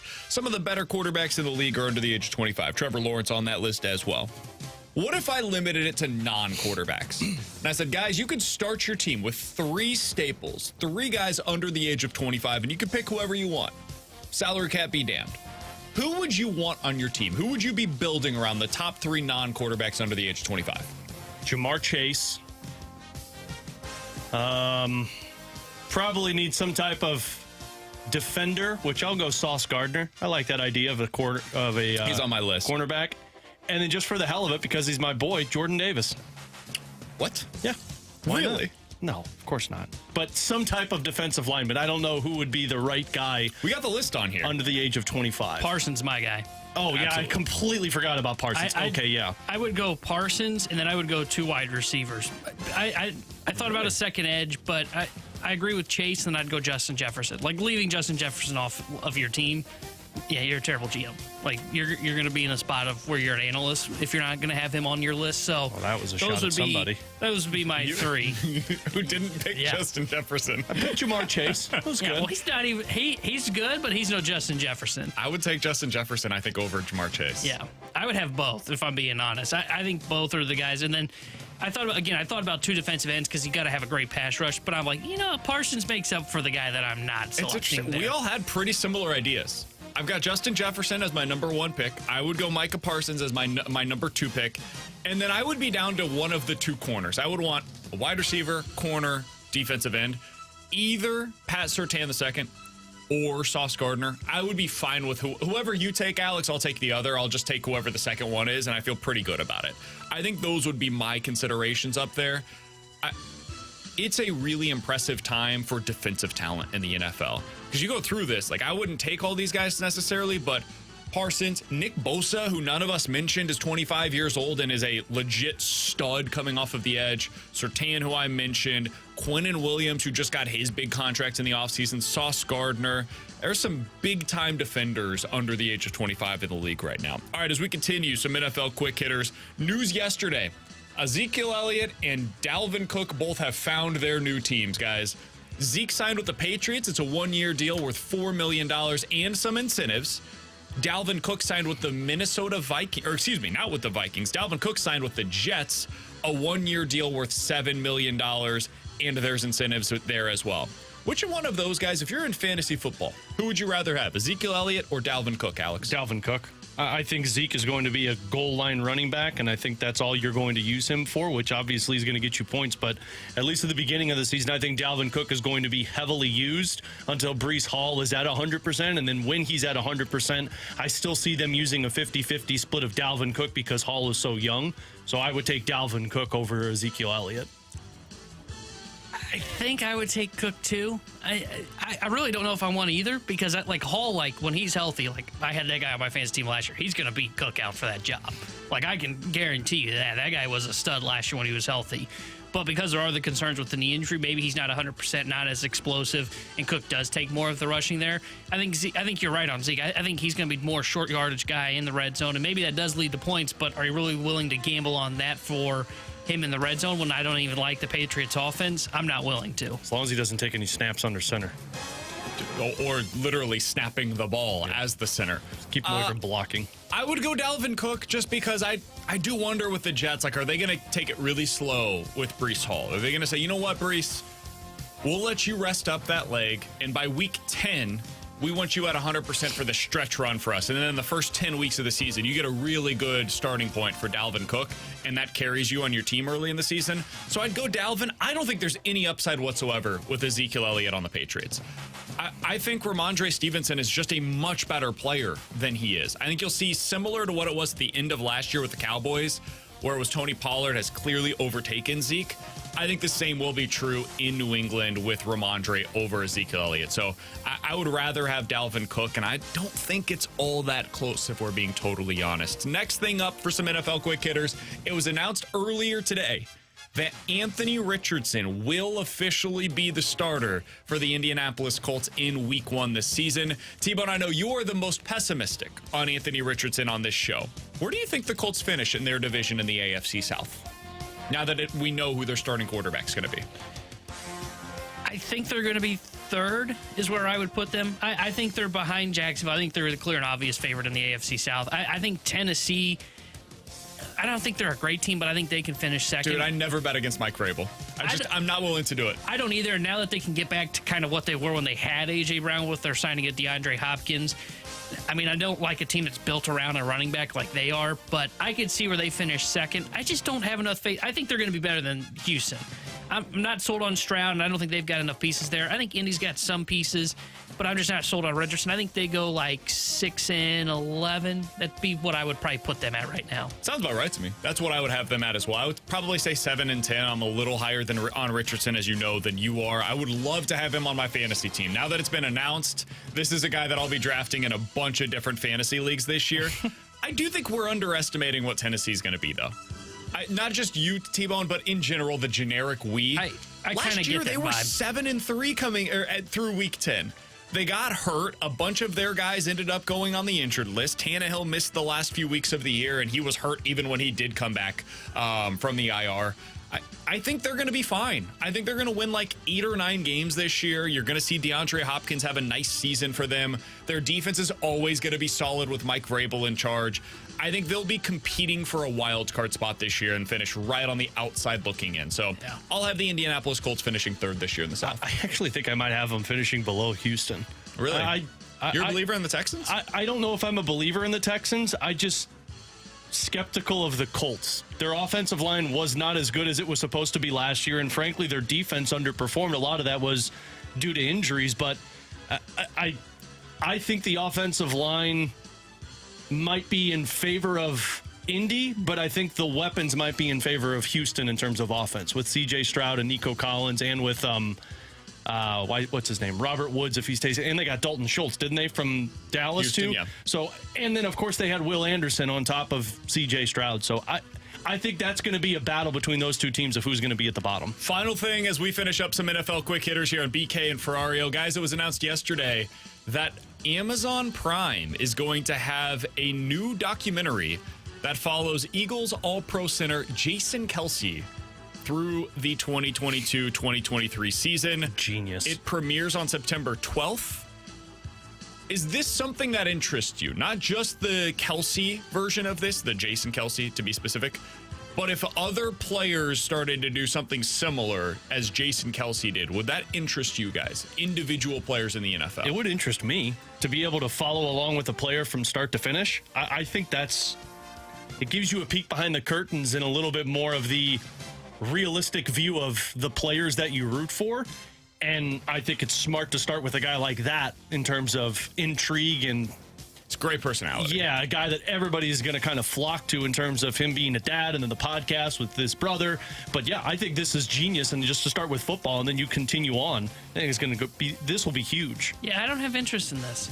I want to follow more of multiple people in a documentary because I think you still get the same thing where you get to not experience, but you see what it is like for an everyday athlete, like quarterback on Netflix. I'm watching that right now. I get to experience what it's like as a quarterback following 3 guys. I don't know if you have enough there for one person that you could just individually follow. I like you following individual teams in documentaries, but if we're going to just do players, I don't want just one player. I want a multitude of players to kind of bounce around. I think when you get one player, you get the home life aspect of it too. Yeah, but I got that. I'm getting that in quarterback right now. Like, I've got an idea. Oh, Patrick Mahomes. Oh, I see what his birthday party looks like. That was cool. Mariota, I see what his home life is like. I see what Kirk Cousins' home life is like. Like, I get that with the 3 guys. I don't need just one player. I think this has potential. You have to get the right guy to do it. Jason Kelce might be the right guy. He's got a great personality. He's already hosting a podcast. He knows how to be the center of attention and to capture the camera over the course of however long that he's going to be on this thing. I don't know that there's a whole lot of guys that are that way in the NFL that will be actually willing to do this. Like, do I think that Justin Herbert would be good on a TV show like this? Absolutely not. I don't think he's interesting enough. I think it will take somebody in the realm of a Jason Kelce that can actually capture the attention and the hearts and the minds of the viewers. I think there will be a lot of different copycats of this that end up not going over as well as whatever this is with Jason Kelce. I bet you this will be entertaining. I don't know how long it is. I don't know how much they're going to try to squeeze out of it. You probably got a mini series here. My guess is like 4 or 5 episodes. That'll probably be more than enough. If they're trying to squeeze this into like a 12 episode thing, it'll be too much time to be able to cover, and you're not going to have enough stuff in it that'll be interesting for the entirety of those episodes. But I could see something like this in the future. I think you could do something like this where it's like 1 or 2 episodes per person that you're doing it on. So a 1 hour following of a player over the course of a season. That I wouldn't mind. Really good, some really good content that way. I just always feared, are we trying to get too much out of this? Not everybody can be the Michael Jordan where you get a 6-part documentary. Some guys get 1. Derek Jeter, not interesting enough for a 6-part documentary. It was ridiculous. If anybody watched that, I'm sorry that you wasted your time. Man, BK had to target Derek Jeter. Dude, he just... It could be he left baskets for girls that he slept with. Genius. You watched every episode of that documentary. I didn't watch a second of the documentary because I knew what was coming your way. It was all a PR stint by Derek Jeter because everything that he's ever done in his entire life is a PR stint to tell you more about Derek Jeter. Have you heard anything interesting that he's ever said on Fox? What? Well, no, but I haven't heard anything interesting from David Ortiz, Alex Rodriguez, Frank Thomas when they had him. Oh, get out of here. David Ortiz is a fun personality. Yeah, he's a fun personality. I've never heard him say something and I go, oh, wow, is Derek Jeter fun? Well, no. Bring something to the table, dude. Give me something. He's got nothing that is coming out of his mouth that's interesting. He does not add anything to that show. There was no reason to put him on that set other than the fact that he's Derek Jeter. He's number 2. That's all you've got. There's you're nothing done more over there. I'm done. Coming up next, gosh, there is one pitch. Dylan Carlson. One pitch right now out of a certain Cardinals starter that might give him enough reason for optimism heading into the offseason. We'll tell you what that pitch is, how it's changed his arsenal next year on 101 ESPN.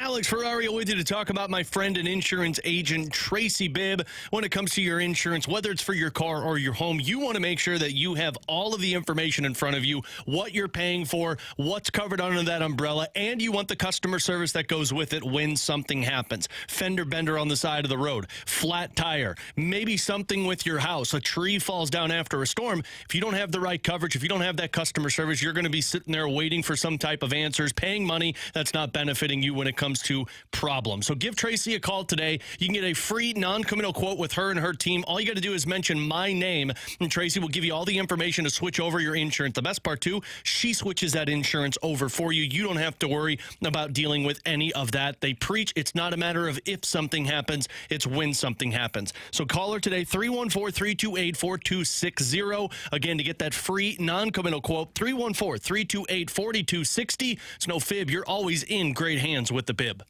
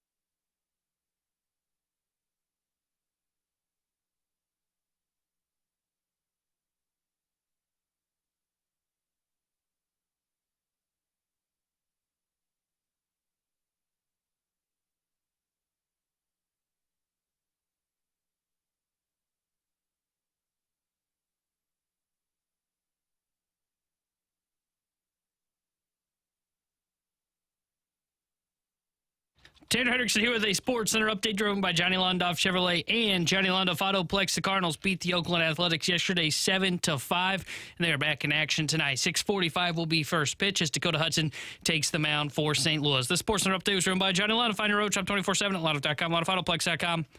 Are you kidding me?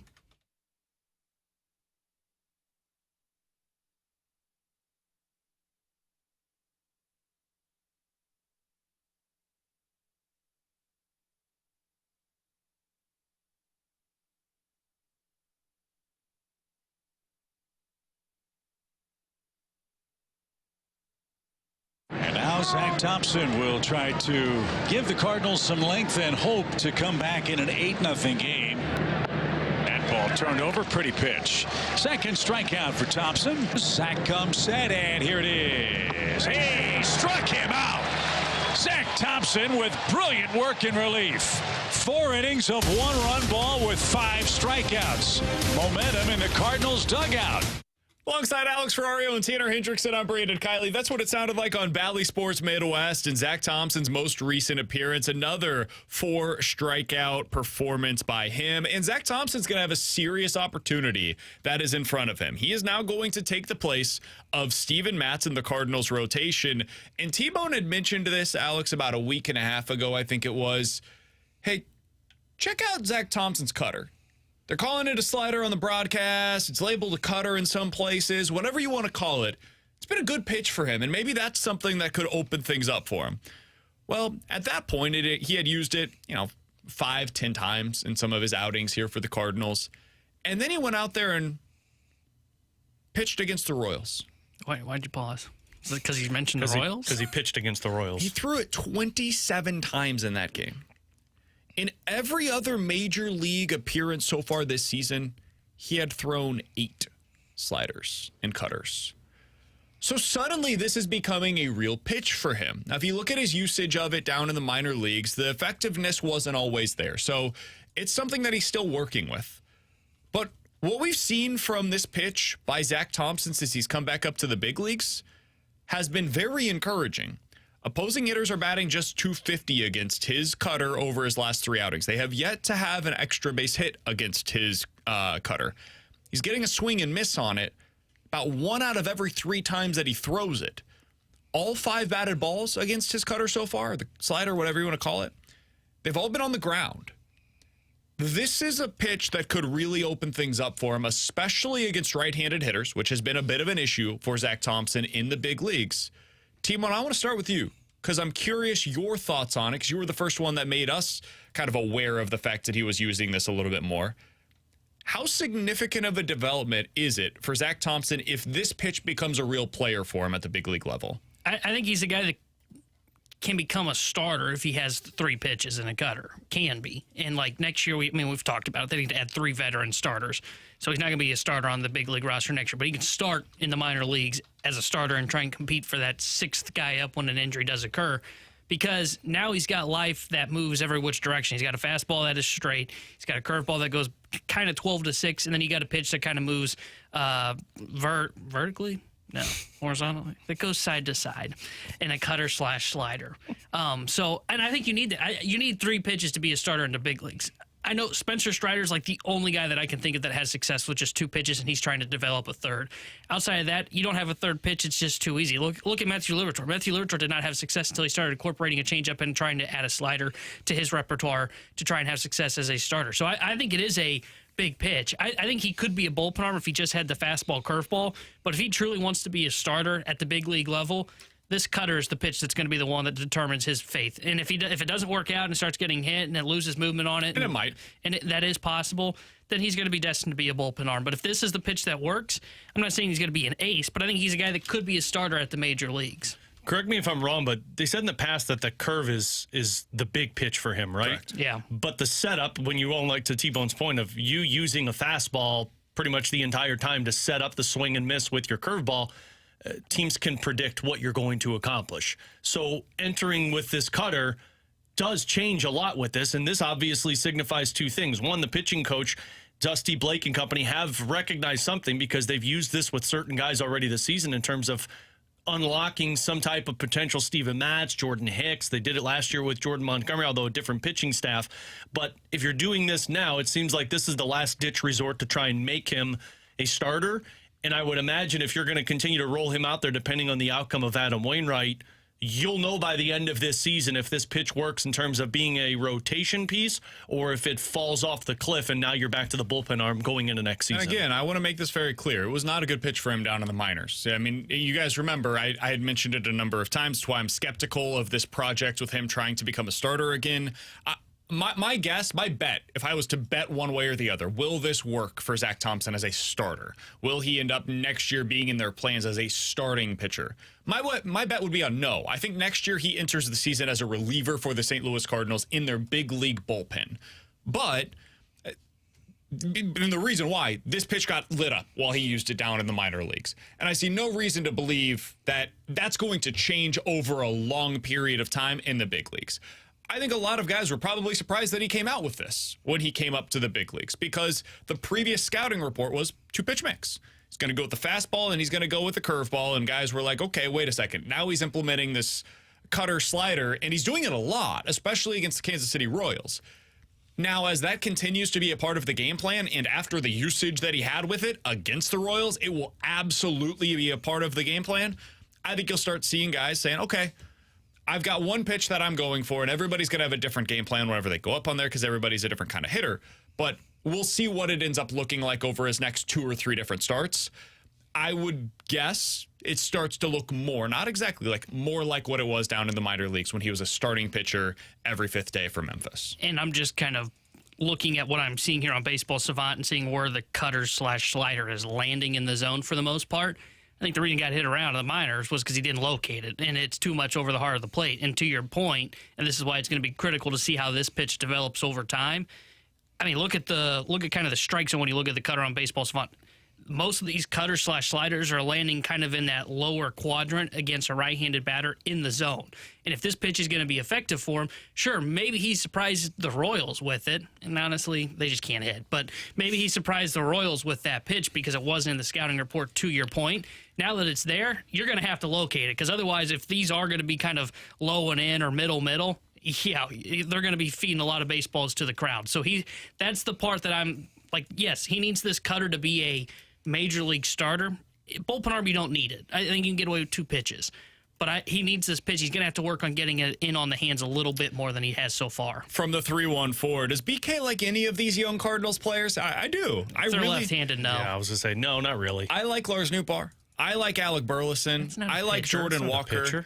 I like Nolan Gorman. All of these players are guys that I really like. I liked what we saw earlier in the season from the third catcher that they're probably going to bring up sooner rather than later in Ivan Herrera. Oh. Tres Barrera. So I do like a lot of the Cardinals' young players. I don't love most of the Cardinals' young pitchers. And I think that's because they don't love a lot of their young pitchers. I liked what we saw from Matthew Liberatore the last couple of times out. We'll see what he ends up looking like down the stretch. But I think sometimes, a lot of the time, we ask these players to be more than they are. We ask Jordan Walker to already be a finished product when he's not yet.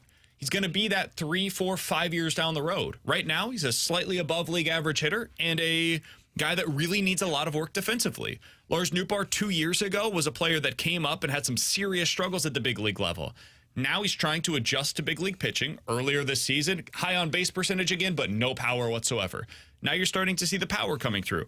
I think Alec Burleson took a little while to adjust to big league level pitching. And now we're starting to see, okay, he's a guy that doesn't strike out ever, and he hits the ball pretty hard whenever he puts the ball into play. That's a profile that I can work with. So I just like trying to keep our expectations a little bit lower, so that way whenever they do reach what I personally think are realistic expectations, that's considered to be a success. A success at this point in his career for Zack Thompson would be becoming a really nice bullpen arm for the Cardinals. If he becomes more than that, dude, that is amazing for them. And they unlocked more than what any of us should have realistically expected. But right now, my expectation for him is just to be a really nice bullpen arm next year. Another guy that fits into that criteria, guys, is Jojo Romero. Can we talk a little bit about him? Because you guys know, one of the things that I like to do with bullpen arms, judge by feel, not by ERA. Because if you look at ERA, it's such a small sample size for all of them that it can get completely blown out of whack by one really bad appearance any given time. JoJo Romero, by whatever metric you're looking at, strikeouts, ERA, just feel of when he enters the game, I feel pretty darn good right now when he's entering baseball games. I feel like he's going to get out of jams for you when you need him to. I feel like when he comes in a clean inning, he's going to find a way to get out of that thing unscathed. I like JoJo Romero a lot. I think that I'm starting to convince myself he can be a part of your 6th or 7th inning plans for 2024. And a guy that I have the opposite effect of right now, I know what the numbers say. He's apparently been pretty good lately. I don't feel good at all when Giovanni Gallegos comes into the game right now. And he would be a guy that, because the numbers are still there, I would try to unload him going into this offseason. Color me surprised that BK just went with gut feel over what the actual numbers are telling him to say. I know. Because Giovanni Gallegos has been. I mean, you don't like a 1.43 whip or FIP since July? I know. The numbers totally disagree with me, but when you're watching the game and you feel what that game situation is, I never feel good when Giovanni Gallegos is on the mound right now. Never. One thing I would have to look into, because it's not on, at least I don't think so. He has. I don't. The thing with Gio is I wonder if he's allowed a lot of inherited runners to score, because that's what it does feel like. Is he's coming in these situations, and sure, it's not impacting his ERA, but ask Michael as how it felt yesterday when those runs came across and were on his box score. That's where he got the tight butt cheeks. I think you're right on Gio. Look, the numbers say he's been really good, but it does feel like things have been off for him, not just in like the last couple of outings, but kind of for a big chunk of the season. Ever since the beginning of the year, it's just kind of felt off with him. JoJo, I do have good feelings around when he comes into games, but I am just kind of waiting for the other shoe to fall. To me, he feels like the typical reliever where it is, wow, that was awesome for 2 months. And then 2 months later, it's like, holy bleep, we got to get rid of this guy. And I don't know why I have that feeling, but I just have that feel of JoJo Romero to where September, we could be talking the other side of our mouth going, oh my gosh, JoJo's not a guy they can plan on in the bullpen. He's a guy they're going to have to look to upgrade from. I just feel that way with JoJo. Well, as long as you're not going into this saying he's 7th, 8th, or 9th inning. And the problem for this Cardinals team. You could fit him into the 7th inning mix. Is he significantly worse than Chris Stratton was? Because he was in the 7th inning mix for much of the season. Now I'm fine with it, but if I'm talking about next year and contending, I'm not sure how comfortable I am with it because of what T-Bone said. To me, it's the same feel. Now he's your closer. Well, I understand that, but right now the feel of him is like you're getting great stuff from him in July, August, and September when the season doesn't matter. So that makes me a little concerned. The issue that the Cardinals have right now is Ryan Helsley is an unknown. Giovanni Gallegos, all of us agree, the tight butt cheek effect happens when he steps on that mound. You have nobody that you feel comfortable in other than JoJo Romero, and I'm still skeptical on that for the entirety of next season. And that's where I think the Tyler O'Neill trade comes in. This offseason, whenever you trade O'Neill, I would be targeting a big league reliever. I would be targeting a guy like what Sewald, who just got traded this past trade deadline from the Mariners, somebody like that's got 1 year of club control. Are you selling low on Tyler O'Neill? Yeah, you are. You would be in that scenario. But I'm getting a guy that I can lock into that 8th or 9th inning role, and I immediately feel comfortable with whoever that guy is, a proven major league reliever. And that team's basically doing a bet trade. We're going to trade a proven major league reliever for a everyday position player for us, hopefully, would be what the other team is thinking. It's kind of similar to what the Cardinals thinking would have been last offseason if they ended up trading Ryan Helsley to the Toronto Blue Jays in the deal that was reported for Danny Jansen, potentially. By the way, Danny Jansen's having a really good offensive season this year as well. Oh, good. So, just throwing that out there. But is it better than Wilson? Well, if they're tied, I'm sure the defense will put them on the top. So that's what you could see going into this offseason. They definitely need to add strength to the back end of the bullpen. But JoJo Romero, to me, I think should fit into that 6th or 7th inning mix. By the way, I found those numbers that you were looking for, T-Bone, on the inherited runners. 44% since So he has come in July. with 25 inherited runners, which is the same number as he had in 2021. In 2021, of those 25 inherited runners, 3 went on to score. This year, of the 25 inherited runners, I know it's more than that because it's been, I think, 5 since July. 10 have come in to score. It's not how you make friends in the clubhouse right there. That's not how you... That's why I get the tight butt cheeks when he comes into the game. And I kind of thought that was it because, though his numbers are good, it has felt a little off with Gio. And last night was the perfect example. I don't know how many of those runs counted against him. But when you come on, only one counted against him, and he gave up, 3 in that inning? So I could see where that came into the effect. We need an ERA, a inherited runner ERA. By the way, this year for Jojo Romero, 23 inherited runs. Only 8 have come around to score. Coming up next, we're diving into the jump drawer here on 101 ESPN.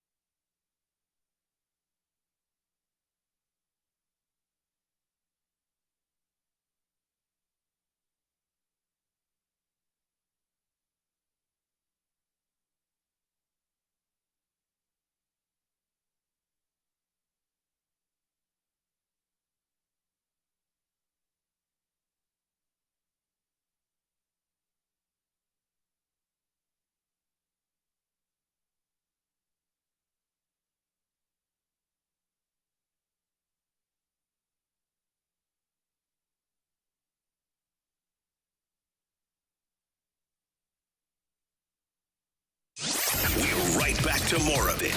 It's BK and Ferrario, live from the Car Shield studio on 101 ESPN. Let's open it up. The Junk Drawer with BK and Ferrario. Brought to you by Fenton Bar and Grill. Best trust wings in Missouri. Dine in, carry out, 7 days a week.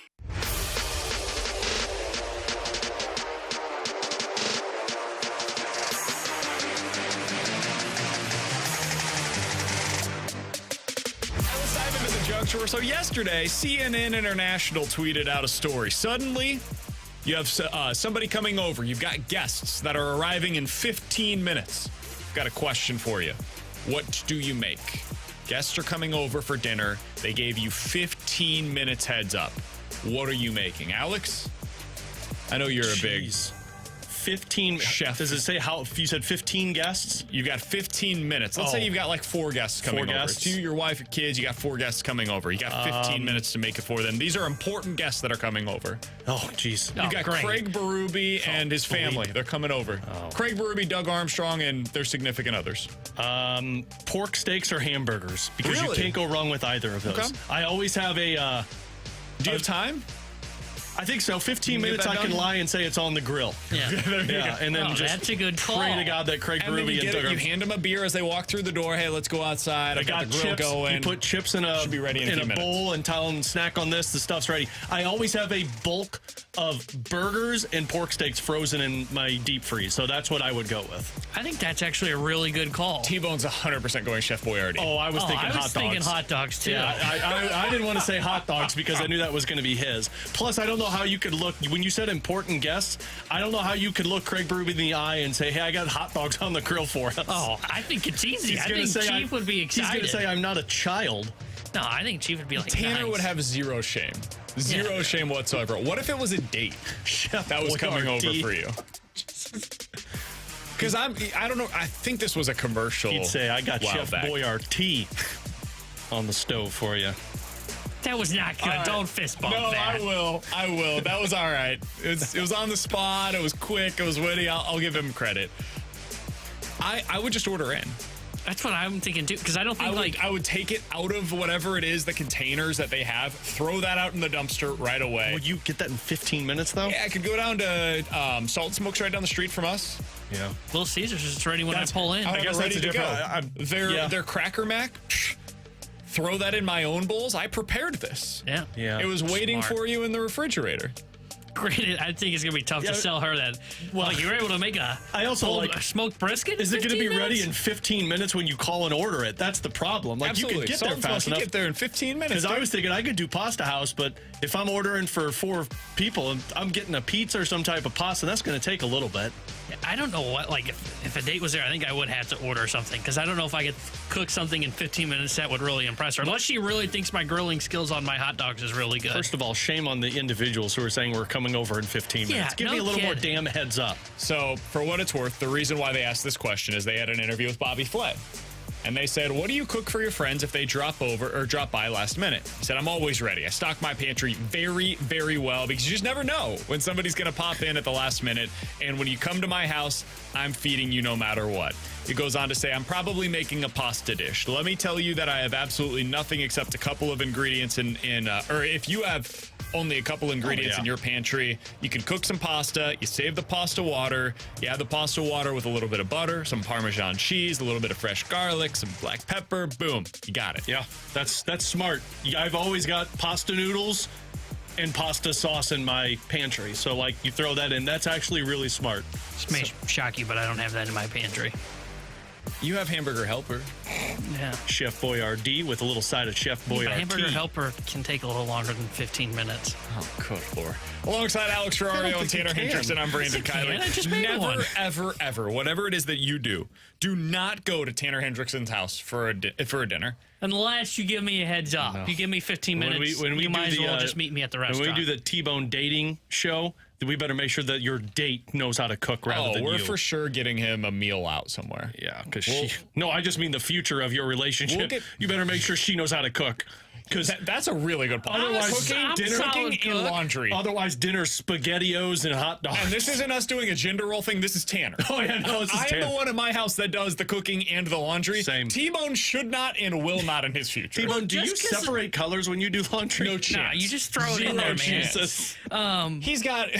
I just did laundry He's got yesterday. a hoodie, some jeans, and a white T-shirt. He's his throwing laundry delicates altogether. for his significant other with his white and red shirts and jeans, and she's like, "What the hell is this?" Look, She's got the white bras in there with his blue jeans, guaranteed. No, his red shirts, also reds- with pink shirts. What is this? A brand new Cardinal shirt that he throws in there. it'll be fine. Like it's all okay. Brand and like, new shirt he got just from the Smoky Mountains. Just because I've used one of those wooden planks before when I've cooked and caught it on fire doesn't mean I'm a bad A cook. wooden plank, cedar plank is what he's talking about. Whatever. Coming up He's next, putting a 2x4 on his grill.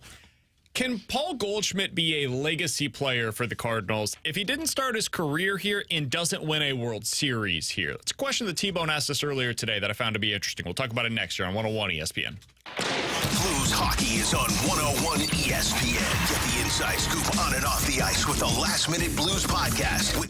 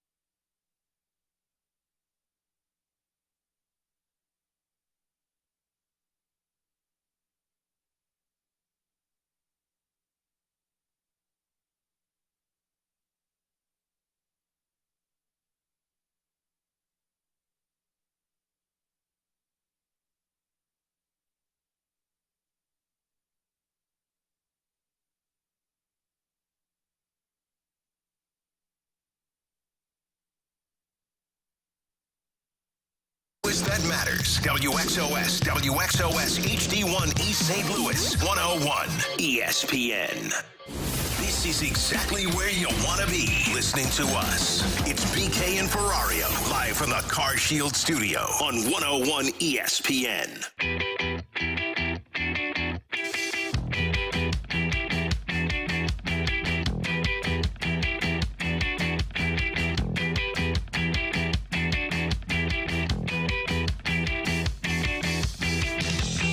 Goldschmidt be a legacy player in St. Louis if he wasn't drafted here, didn't spend the majority of his career here, and then doesn't go on to win a World Series here. Alongside Alex and T-Bone on BK, this was a question that earlier today Tanner asked us, and I found it to be interesting. Alex, I think the answer is actually no. I think that he can be a player that we remember very fondly, and he goes on to have what is obviously an incredibly successful portion of his career here in St. Louis. He'll be a Hall of Fame player, I do believe. I think that he locked that in last year by winning the MVP in a Cardinals uniform. But I do believe that the status you have to reach in this specific organization is so extraordinarily high that it needs to be kind of one of two things. Either you need to have a Hall of Fame career from start to finish here, or you need to win a World Series here. There are guys that are remembered more fondly from the 11-06 teams in particular than are remembered from like the last 10 years, for example, even though some of those guys in the last 10 years have had vastly more productive careers in St. Louis than like a David Freese, for example. But October's what matter. This fan base cares about October in a way that everybody does, but it means a little bit more here because of the history. So I don't know that he can be seen on the Yadier Molina, Albert Pujols, even Adam Wainwright level of this era of Cardinals baseball if Goldie does not end up winning a World Series while he's in a Cardinals uniform. I don't think anybody can get to that level as those three you just mentioned, because two of those three were drafted and basically played nearly their entire career with St. Louis. They won the championships, like you mentioned, and even in Waino's case, he essentially was a Cardinal from start to finish. I think you can, but I think there's got to be, and it doesn't even have to be a World Series win, but you got to have some type of playoff prowess if you're going to be considered a legacy player. The only player that I can think of that wasn't in, or that falls into this criteria that we're talking about with Paul Goldschmidt would be Mark McGwire. Mark McGwire had the home run legacy here in St. Louis, and it's hard to define that. But other than that, you're talking about a guy that struggled his final year here, was only here for, 4 years, didn't have really any playoff prowess with that Cardinals team. Frankly, they weren't that good when McGwire was here, but he's still considered a legacy, but that was that home run.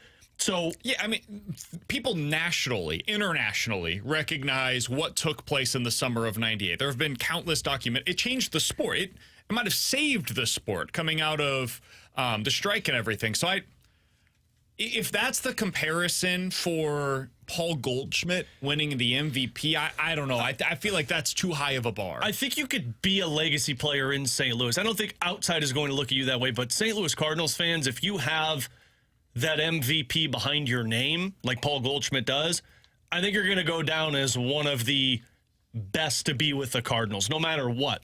I do believe, though, that if you're going to get to that next echelon of players in Cardinals history, you got to have some type of playoff prowess. And frankly, Goldie doesn't have that for your team. He hasn't been a part of any series wins, if I'm not mistaken, right? Because, he was here for 2019. So you have one playoff series win under your belt with St. Louis. So if all you have to say is an MVP, I don't think that's going to benefit you. I think he's a legacy player, but I think he's like near the bottom in terms of like what the echelon is of a legacy player. To take that like next step, it would have to be to win a World Series. But I think any time that you win an MVP, you become a legacy player here in St. Louis. I mean, his name is forever going to be etched alongside names of Stan Musial, Albert Pujols, Willie McGee, Keith Hernandez, Bob Gibson, and the list goes on of guys that have won an MVP. That means something here in St. Louis. So I think championships are what kind of puts you into like tier one of a legacy player, I think there is a second tier. And I think Paul Goldschmidt is in it. I think he is a legacy player for the Cardinals. Without the MVP, I think it's a different conversation. But the fact that he had such a great year, was chasing a Triple Crown there for a while. Yeah. And like I said, can etch his name with all those Cardinals greats. I think he's a legacy player here in St. Louis. So we're getting some comparisons for him on the text line, 314-399-9646. From the 314, guys, I think the best player comparison for Goldie in terms of his legacy in St. Louis would be Matt Holliday. Both good players before they got here. Goldie's missing that playoff experience, though, that Holliday got here. And the World Series championship that Holliday won while he was here. Like, he went to one and won another as one of the key cornerstone pieces on those rosters. I think that's what has to happen. Maybe you don't have to win it. Maybe it's just getting to one. Because somebody on the text line also mentioned Jack Clark as another. Didn't win one while he was here in St. Louis, but went to some. Maybe you could argue that, and that gets to your point, Alex, of just having those moments, being a key contributor of winning a National League pennant. I could see that. Of next year, Goldie ends up getting back to maybe not quite what he was last year, but something approaching that, and is a driving force for the Cardinals to get to the World Series. If you do that, that could totally change this discussion. But barring that, I don't know, man. Here in St. Louis, I think the bar is so incredibly high. Like in Kansas City, for example, my hometown, right? If Paul Goldschmidt changed nothing, had zero playoff success the rest of the way, he would go down as one of the best players for the Royals in the last 40 years. Would probably have his jersey retired. It would be put up on the Jumbotron. Like, he could come back to Kansas City at any point in time and be recognized as the singular most important person in that stadium, not named like George Brett and Frank White. So that is what it is in other towns. Here in St. Louis, man, though, the history is just so different. I don't know that he would be able to reach that level here. I think right now, barring a pennant, I think if his career were to end, or at least his career in St. Louis were to end with the best thing that happened to him as the MVP, I think he's in the same category, at least for me, as like a Carlos Beltran, to where you're kind of like, oh yeah, he played for the Cardinals. Remember how dominant he was? I think if you get that playoff run with Paul Goldschmidt in St. Louis, that's where you get to that next tier. Frankly, right now, I would say by the end of their careers, Nolan Arenado is going to be remembered more in St. Louis than Paul Goldschmidt. See, I don't. I think Goldie will be remembered more because Goldie's won an MVP. Arenado hasn't won an MVP. Arenado hasn't won a bigger award than Goldie. Arenado will be here longer by the end of that career, which means you hope potentially more of a playoff run. And Goldie's got one more year for it if they don't re-sign him. It's really interesting. I actually kind of agree with Alex here, and I don't know why I feel that way. I don't know if that's me, like, with my own sensibilities, kind of projecting it onto Arenado. I don't know if it's a time thing. I do think there's something, maybe it's just stylistically, the way that he plays, the history of being a third baseman here in St. Louis. I don't know what it is. I think it's the way he goes about it. I think, though Arenado's not out there and, like, spoken, but he's fiery, he's intense. I mean, you saw it in the, if you want to call it a brawl last year against the New York Mets. Like, you've seen the fire in Nolan Arenado. And people love the highlight reel defense. Yeah, but Paul Gold, like, I know he doesn't get a lot of highlights because he's at first base. Guys, he is like the best first baseman since Albert Pickett over there. I'm not denying he's that. He's incredible defensively. I'm just saying, what do you see more on MLB Network and ESPN? It's the third base player. Nationally, people talk about Nolan Arenado being arguably the best defensive third baseman, maybe in the history of the game. People don't really have those conversations about first baseman very often. Well, they should. I'm upset about that. And like, you could argue the Cardinals have had two of the best defensive first basemen, at least in the last 40 years, when it comes to what we saw with Keith Hernandez here, and then certainly what we're watching right now with Paul Goldschmidt. It's just not the same sexy position defensively. Somebody on the text line said that the comparison for them with Paul Goldschmidt in terms of not winning a World Series would be Ted Simmons, potentially. Simmons was drafted by the Cardinals. He was, and then he also spent the first, 13 years of his career here in St. Louis. So it's just really hard. There isn't really a great comparison for Goldie because, let's be honest, guys, this is almost a, not quite unprecedented, but it's a rare feat in the last 40 years, specifically of this organization, of going this long without winning a World Series or getting to a World Series. It doesn't happen very often. Most of the players that went down as all-time legacy guys went to or won a World Series.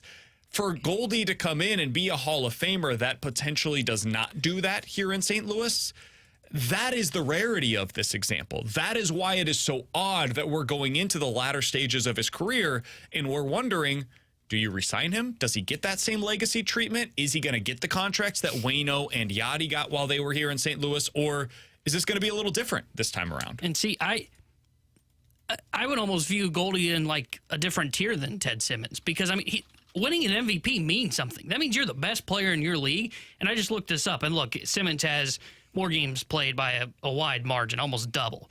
But offensively, I mean, Goldie has been better than Ted Simmons was when he was here. And look, I get a different position. By OPS plus, I'm not sure that's true. 140 OPS plus for Goldie. Ted Simmons, 127 OPS plus. So he's been 13% better above league average compared to like that to what he is now. I still think the drafting by the Cardinals is more meaningful.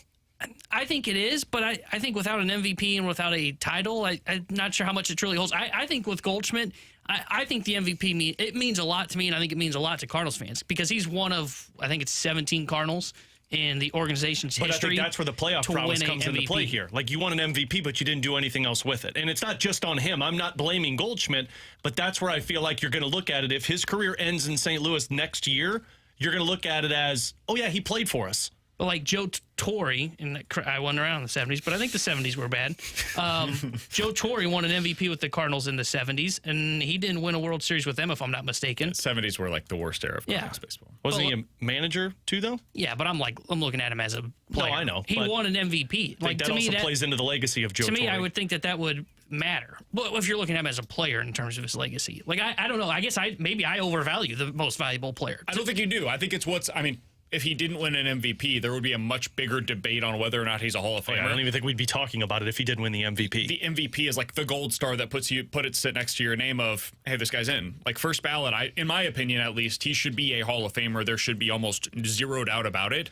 I think his legacy is going to be a very interesting discussion here in St. Louis because, like, who will Cardinals fans remember more? And this is unique because this player is a different kind of status than really any other player in the history of the franchise. But will fans remember David Free's career here in St. Louis or Paul Goldschmidt's career here in St. Louis more fondly? I think the answer is David Freese. I agree. And that's not a shot against anything that Paul Goldschmidt has accomplished. He is a objectively better baseball player in his time in St. Louis than David Freese was. But Freese had the October moments. Yep. And when you look back at your fandom of a team, whether it's football thinking about January or hockey thinking about those Stanley Cup playoffs, like, think about Pat Maroon and what he means in St. Louis compared to basically any other player that you can remember. That's kind of what it is here in St. Louis when it comes to the October moments for baseball. And right now, Goldie just doesn't have those on his resume. And until that changes, I do think it complicates where he factors into the discussion of all-time great remembered Cardinals. If he has looking at next year, and now I'm blaming Mo. Mo, come on, fix this, man. My guy Goldie needs more love. If he hits a walk-off home run in, I don't know, the DS, Game 4, they win it. They go on to win Game 5 against, I don't know who they're playing. But then they lose in the NLCS. How's that change anything for Goldie? I mean, that's a big October moment. I don't know if it does, man. I think you need a playoff run. Like, maybe, but when you think back to, like, Matt Adams' big playoff moments, they led to something, you know? And if it doesn't lead to anything in the NLCS, like, for example, Yadier Molina, the big hit that he had against the Braves, right? No, it was the Mets.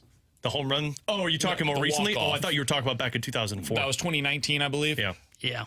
That led to the National Series that none of us want to remember. And so, like, do people really look back fondly on that? Or do they do what Alex just did and they think back to the one that actually meant something to the organization, where it led to something meaningful? Like that, I think that's kind of what ends up happening. You said the DS, right? Yeah. I think if you say the CS and that sends them to a World Series, now we're having a different conversation. That's why I brought it up, because it is a different conversation, because I agree. I don't think the DS matters as much. For a team that has this expectation. I think the Yachty one's different because, like, it's a sac fly. It's not a big sexy. It's not a home run. But I think they won. I know, but it's just not like a big sexy walk-off win. Like a sac one fly sent to him win to the it. CS, one sent him to the World Series. Yeah, but like that, like if they lose at CS in 7 games, I think we remember that a little bit differently. I think we remember that team differently. That team is now viewed as like a disappointment, even though like they overachieved and got to the NLCS. Like, I think a big moment for Goldie, and like now that you have kind of this history that they haven't won a series since 19, and it's been on the record for the last handful of years of, man, look how bad this team has been in October. And if Goldie were to hit a walk-off or home run that drives them into an NLCS, even if they don't win it, and I mean, they get swept, I think different conversation again. But I think that would have some sort of allure to Paul Goldschmidt, because it'd be, hey, he finally got there and there was his big moment. And I think he'd still be here for another 2-3 years potentially. That's Tanner Hendrickson. He's Alex Ferrario. I'm Brandon Kiley. The way to make none of this last conversation matter this offseason, Mo? Get Extend the pitching Paul that's Goldschmidt. necessary. Oh. Go win a World Series next year or get to one next year. And then we no longer have to have these conversations. And Paul Goldschmidt at that point will be considered by, I think, everybody, a legitimate legacy player in the history of this franchise. Coming up next, 314-399-9646 is the Air Comfort Service text line. Let's play a game of Bet It or Forget It here on 101 ESPN.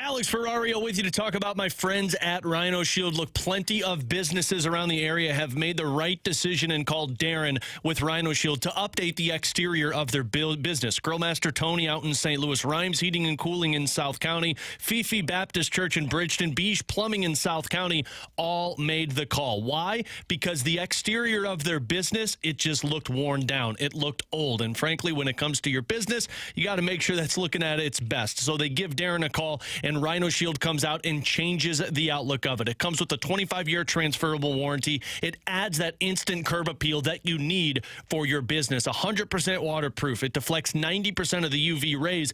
It cures 8 to 10 times thicker than any other paint that you're going to buy. And look, it doesn't matter what you have. Brick, block, aluminum, steel, hardy cement board.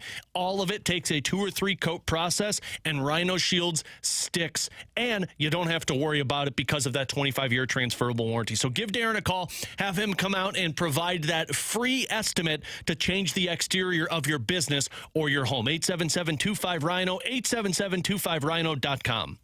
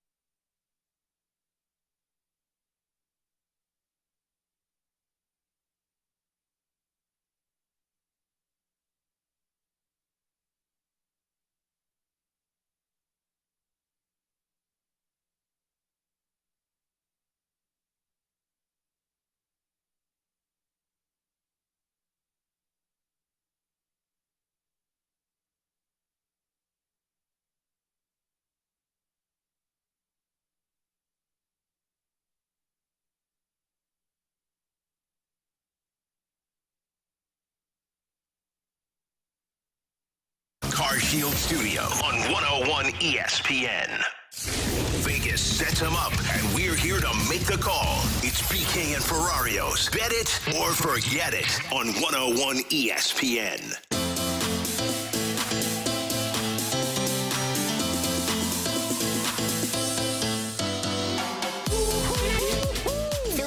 $399-9646 is the Air Comfort Service X line for Bet It or Forget It. You guys give us a scenario. We're telling you if we are betting it or forgetting it. Guys, yesterday, John Mozeliak told the assembled media that the Cardinals will add 3, count them, 1, 2, 3 starters this offseason.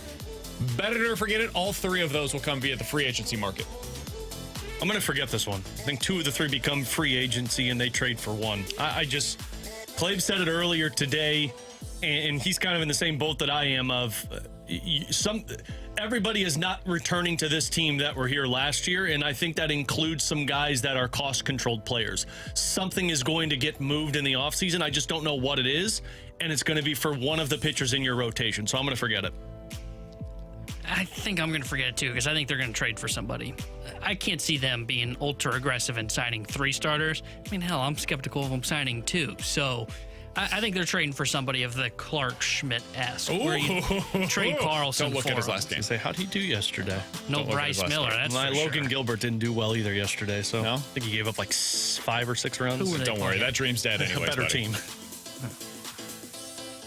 What? What's that? I think I'm going to bet it. I don't think they're going to end up meeting the price for. I think it's more likely they match the price in free agency than it is that they match the price via trade. The one thing that I am like squeamish about whenever I say I'm betting that they're going to get all three of these guys via free agency, they could totally add like a Jose Quintana. They could go to the Mets and be like, hey, we'll give you a better prospect than you would expect to get for Quintana because you get to eat $5 million on that contract. I could see the Cardinals doing that this offseason. And in fact, I would be more than happy if they decided to do exactly that. I mean, I was kind of vouching for it. As long as you go after tier 2 and tier 3. Leading up to the deadline. Trade for that. That's fine. And that could be the type of thing that they do in order to reach up in free agency to a higher tier level. Because let's say the Mets are willing to eat $5 million on Quintana's deal. So you're paying him next year $8 million to be your number 5 starter in your rotation. Well, now instead of going out and spending $15 million for that number 5 starter, you've saved $7 million there. Maybe that allows you to go get an Aaron Nola or a Julio Urias or a Blake Snell instead of having to sign somebody in the Giolito, Sonny Gray category. So I can see them doing that. Logan Gilbert got lit up by the Royals, so not a better team. Yeah. Hey, the Royals have the 3rd best batting average in baseball this month. Thank you very much. Well, okay, so a better team right now. Logan Gilbert got lit up. All right. A lot of that batting average came against Adam Wainwright, so that is a bit misleading. Wow. Makes sense. Just kick him in while he's down. Let's stick with the Paul Goldschmidt conversation, guys. Bet it or forget it. Goldie retires, goes into the Hall of Fame with a Cardinals cap. I'm actually going to bet it. I do think that he's going to get an extension here. If he wasn't getting an extension, I think he would have been traded. I think that was a move that you decided at the deadline, was whether or not you're going to have Goldschmidt here long term. Does he get the cap if he doesn't get extended? Or does he take the Cardinals cap if he doesn't get extended? I think it depends on what happens next year. I think if they have success as a team next year, then I think he'll remember himself always for the team success that he had while he was here in St. Louis. If not, I don't know. I genuinely, and that's not a... If they don't, I don't think he does. I think he would because, I mean, we just talked about it. What is the one thing that probably put him in the Hall of Fame? It was his MVP year but he had 2 runner-ups with Arizona and then was in the top 3 another year. He remembers his time there fondly. I mean, it's not as if he hated the Arizona Diamondbacks. I don't know. I don't know how he would view that, honestly. Here's a fun fact about Paul Goldschmidt that I didn't know. He was born in Wilmington, Delaware. Of course. Didn't know that. Is he the best athlete? Is he the best athlete to come from Delaware? Do you know what the Delaware team name is? No. Alex? Are you serious? The Fighting Blue Hens. Oh. What team are we talking about again? Delaware. The university? Delaware I'm football. trying to find out if he's the best athlete to come from Delaware. I mean... Right now I'm looking through it. Frank Flacco, right? Who? Didn't Joe Flacco go to Delaware? Goldie's definitely better. Goldie's got to be better than Flacco, right? One of them won a title. Flacco's not from Delaware, though. Frank Shakespeare was from Delaware. He didn't deserve related the to title. Bill. I guess technically... If the power didn't go out, he didn't win that title. Technically, Flacco is originally from New Jersey. Yeah. And then went to school at the University of Delaware. I don't even remember what your better forget a question was. I haven't answered Goldie with the Hall of Fame. You did answer it. You said yeah. T-Bone? Yeah, I would bet that. I think he's a Hall of Famer for sure. Bet it or forget it. You mentioned signing 3 pitchers. The Cardinals will be the team that throws out the most money this year outside of the team that signed Shohei Ohtani. That's interesting. So they spend more... I think on a per-player basis, I'm going to use a caveat here, and I apologize, this is a very BK answer. On a per-player basis, the Cardinals will have the highest expenditure this offseason. So, like, the Cardinals probably will sign 4 players this offseason. 3 of them will be starters, and I think they end up getting a reliever from the market as well. And the average on an AAV basis for those 4 players will be higher than anybody else spends. I could totally see that. So I'll bet it. Because I'm optimistic right now. Sorry, somebody said apparently you guys didn't watch the broadcast last night because the A's number 2 hitter is also from Delaware. Interesting. Damn it, I missed that. I'm actually going to... Wait, who the hell hit second for them last night? Dude. Goloff? That was a fun name. I was going to do a game with you guys today. Decided A's against it. Or made-up person? How many A's can we name? Let's go around the room and the first person. I would have failed that. I would have got 2. I would have gotten their pitcher from last night, Sears. Fair. Yeah, Sears and Ruiz. I would have gotten 2 guys from their lineup. Prior to yesterday, I was familiar with 2 players from their lineup. By the way, Rocker play last night? Yes. Rooker. He did play? Yes. Can't even pronounce the name with this one. I actually, though, I'm going to bet this one because I think I don't know how many teams are going to spend more than $50 million total, and that's what the Cardinals are going to have to do if they think they're signing this many pitchers. So other than Shohei Ohtani, which was the caveat you threw out there, I'm not sure teams are going to get close to that. See, I'm going to forget this because I think there's going to be a big market team that gets desperate and does something. And the team I would circle is, hello, New York, because I can see the Yankees doing it. I think Cashman's on the hot seat, and I think he knows it, and I think he's going to get aggressive. And I think the Mets are going to be more aggressive than we kind of are anticipating.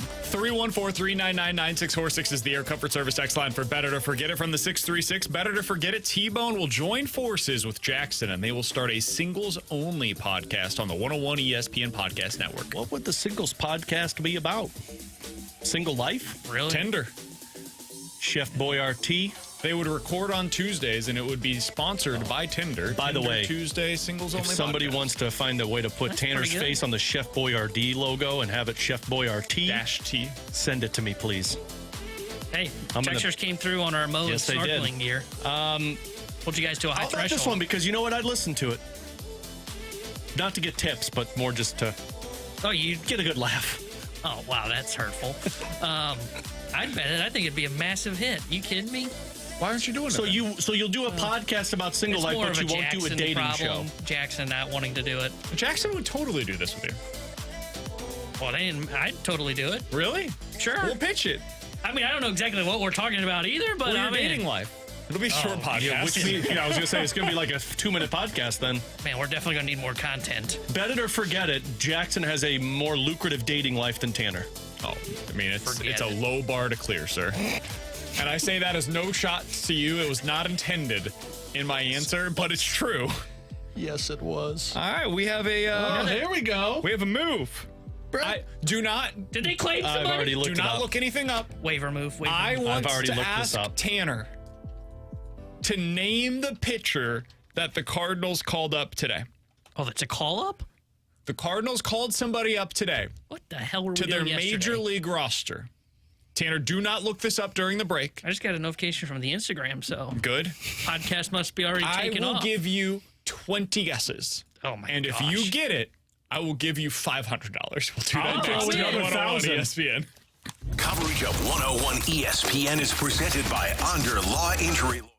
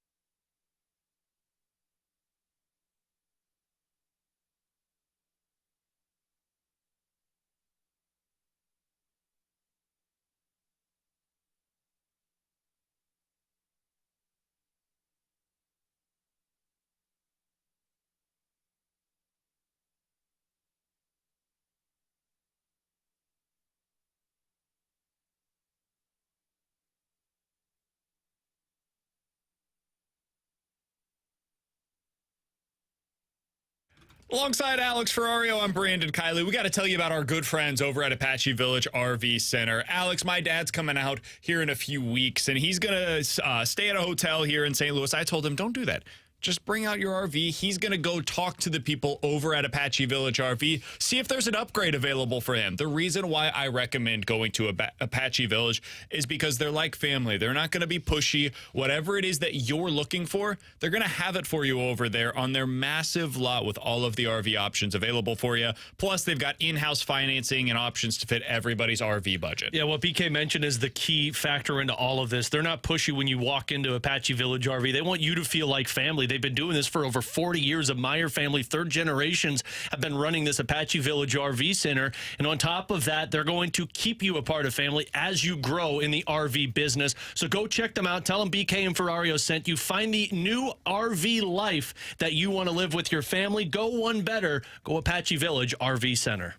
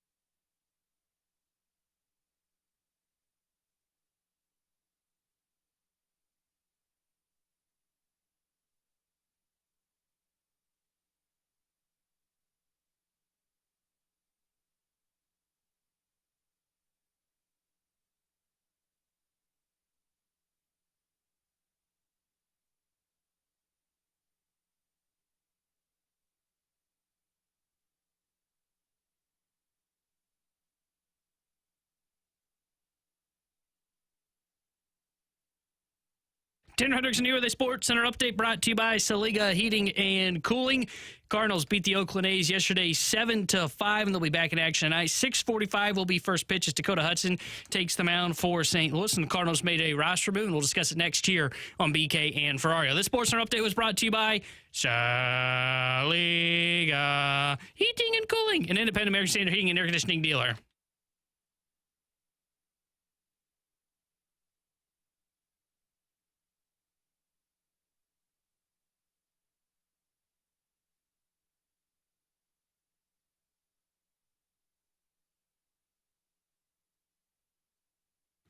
Oh, the Cardinals have made a roster move. It's a big one alongside Alex and T-Bone on BK. I think it's worthy of a T-Bone breaking news alert.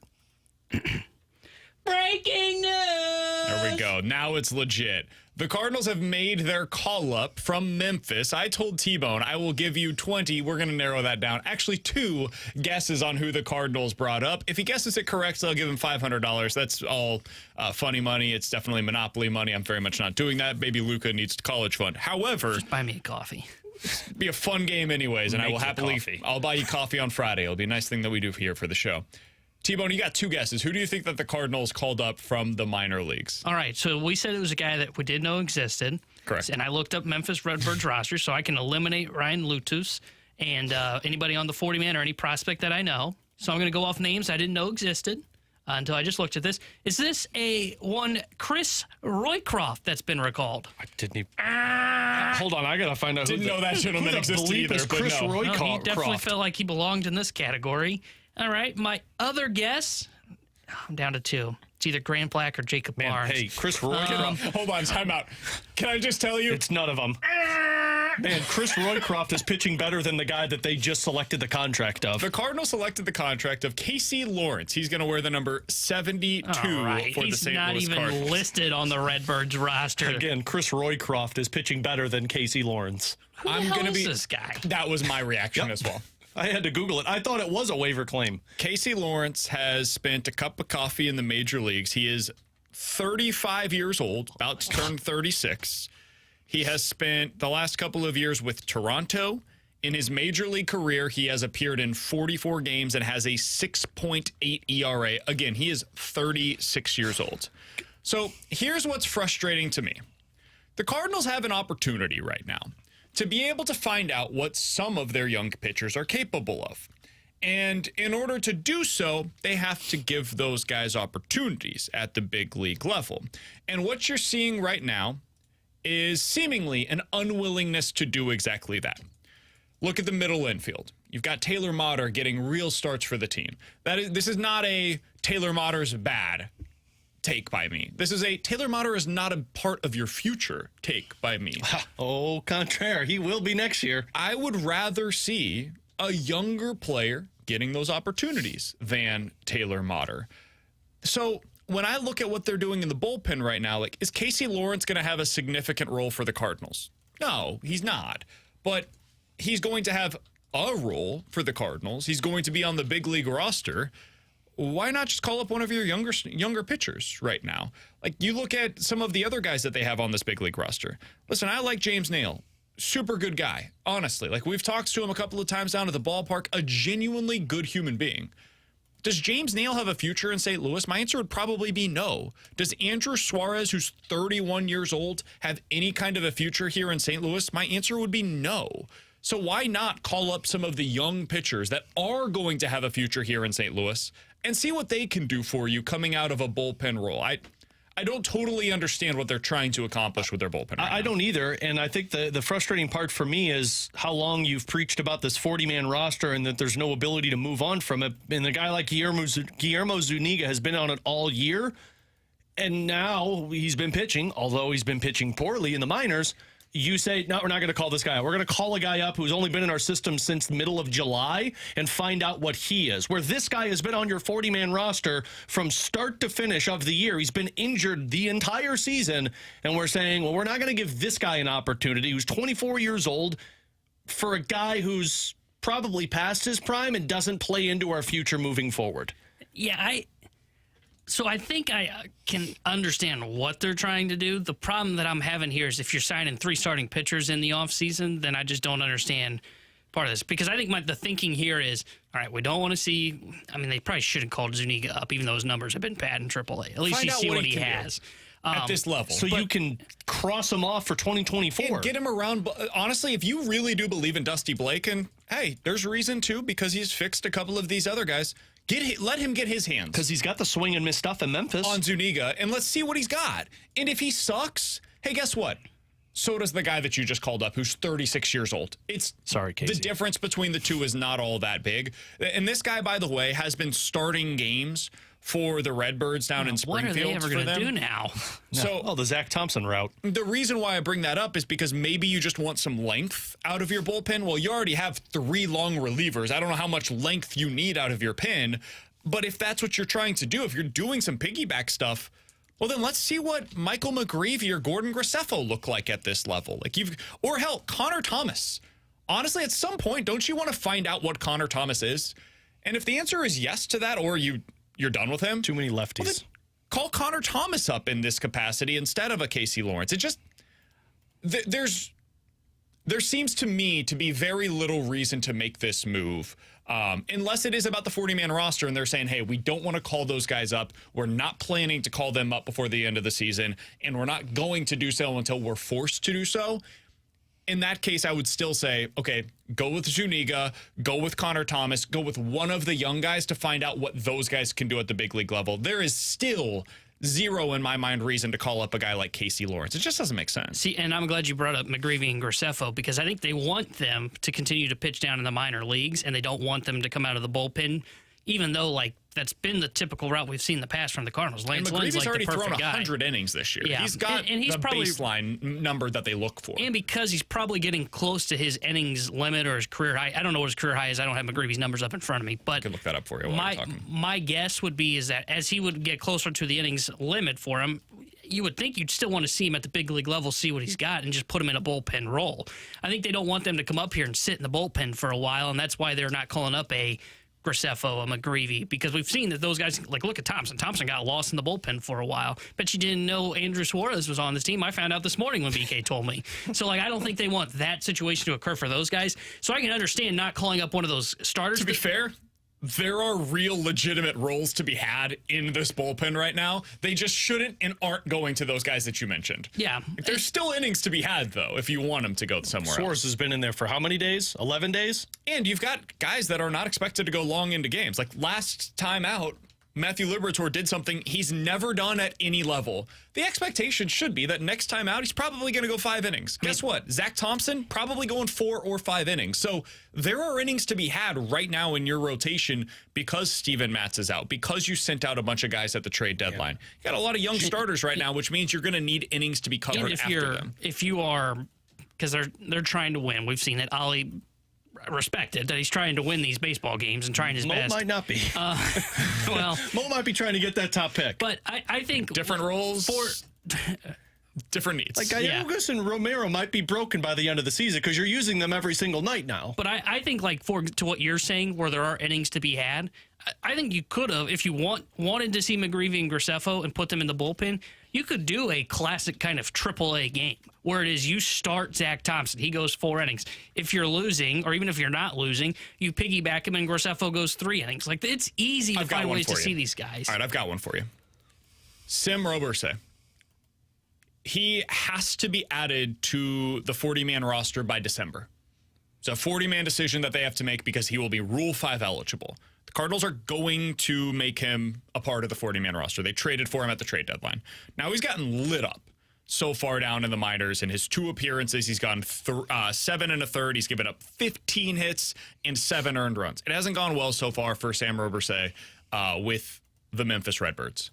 Call him up. Let's see what it looks like. That would have been the guy that I would have done. If you don't want to go that route, how about Drew Rom? Let's see what that looks like. If you're going with a long reliever, you want to see a guy that ends up going a little bit more distance for you, sure, go with him. Another guy that could be somebody that is interesting, Klopfenstein. Call him up. One of the guys that you added and acquired at the deadline, find out what they're capable of. And if they end up being terrible, fine. No harm, no foul. Guess what, guys? Casey Lawrence is going to be bad too. Like, he's 36 years old, has no future with this organization, and has been terrible every time he's been called up to the big leagues, and has been bad down in the minor leagues as well. This stuff doesn't really matter a ton, but it's little decisions like this that mean that you have fewer opportunities to see the young guys that end up accumulating over time. And on the plus side, that has never resulted in anything positive or negative for the Cardinals in the past. Definitely didn't make trades because of that. Coming up next, the Rewind here on 101 ESPN.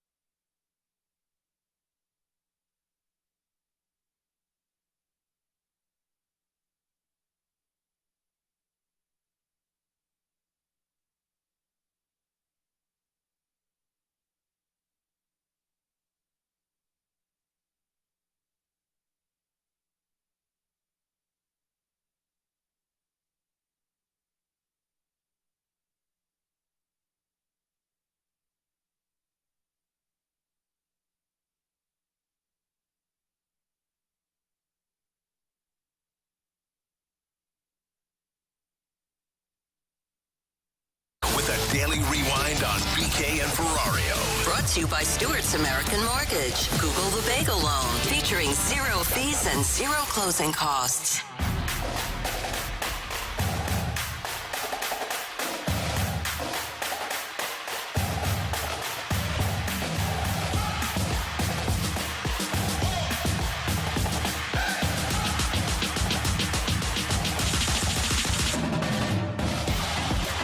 Alongside Alex Ferrario and Tanner Hendrickson, I'm Brandon Kiley. If you missed anything from today's show, check it out on the podcast page, 101ESPN.com, and the free 101 ESPN app is where you go to find it. It is all presented by Dobbs Tire and Auto Centers. Cardinals back in action tonight as I smack my microphone. Oh, that here was you? I thought that was him. Finish out the show today.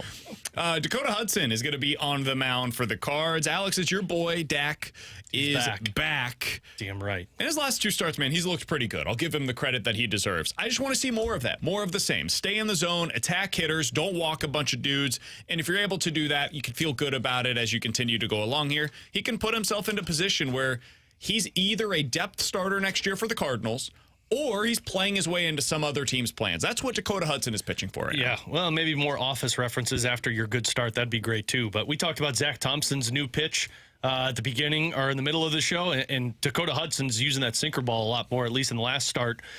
Like you mentioned, hammering the zone. So, yeah, I think he puts himself in the exact same conversation with another start, and got a nice opportunity to do so against an underperforming Oakland team. Yeah, this is one of those, like, even though he's competing and I've liked what I've seen from him, you can't have a hiccup against Oakland. Like, if you want to remain in a conversation as a guy that's going to get tendered and be competing for the 5th or 6th spot, however they approach it in the offseason, you can't have hiccups against Oakland, because a hiccup against Oakland's the kind of start that can knock Hudson down a peg or 2 in the depth chart. Hopefully we get to see Casey Lawrence tonight. Be good to see him out of the ballpark. What number is he wearing? I want his jersey. 72. Good old number 72. He was probably the 72nd prospect in the Cardinals' top 100. That would be way higher than what I would have him currently. He's 36 years old. Alongside Alex and T-Bone, I'm Brandon Kiley. After you turn 35, you no longer have prospect status. The Fast Lane's coming up next.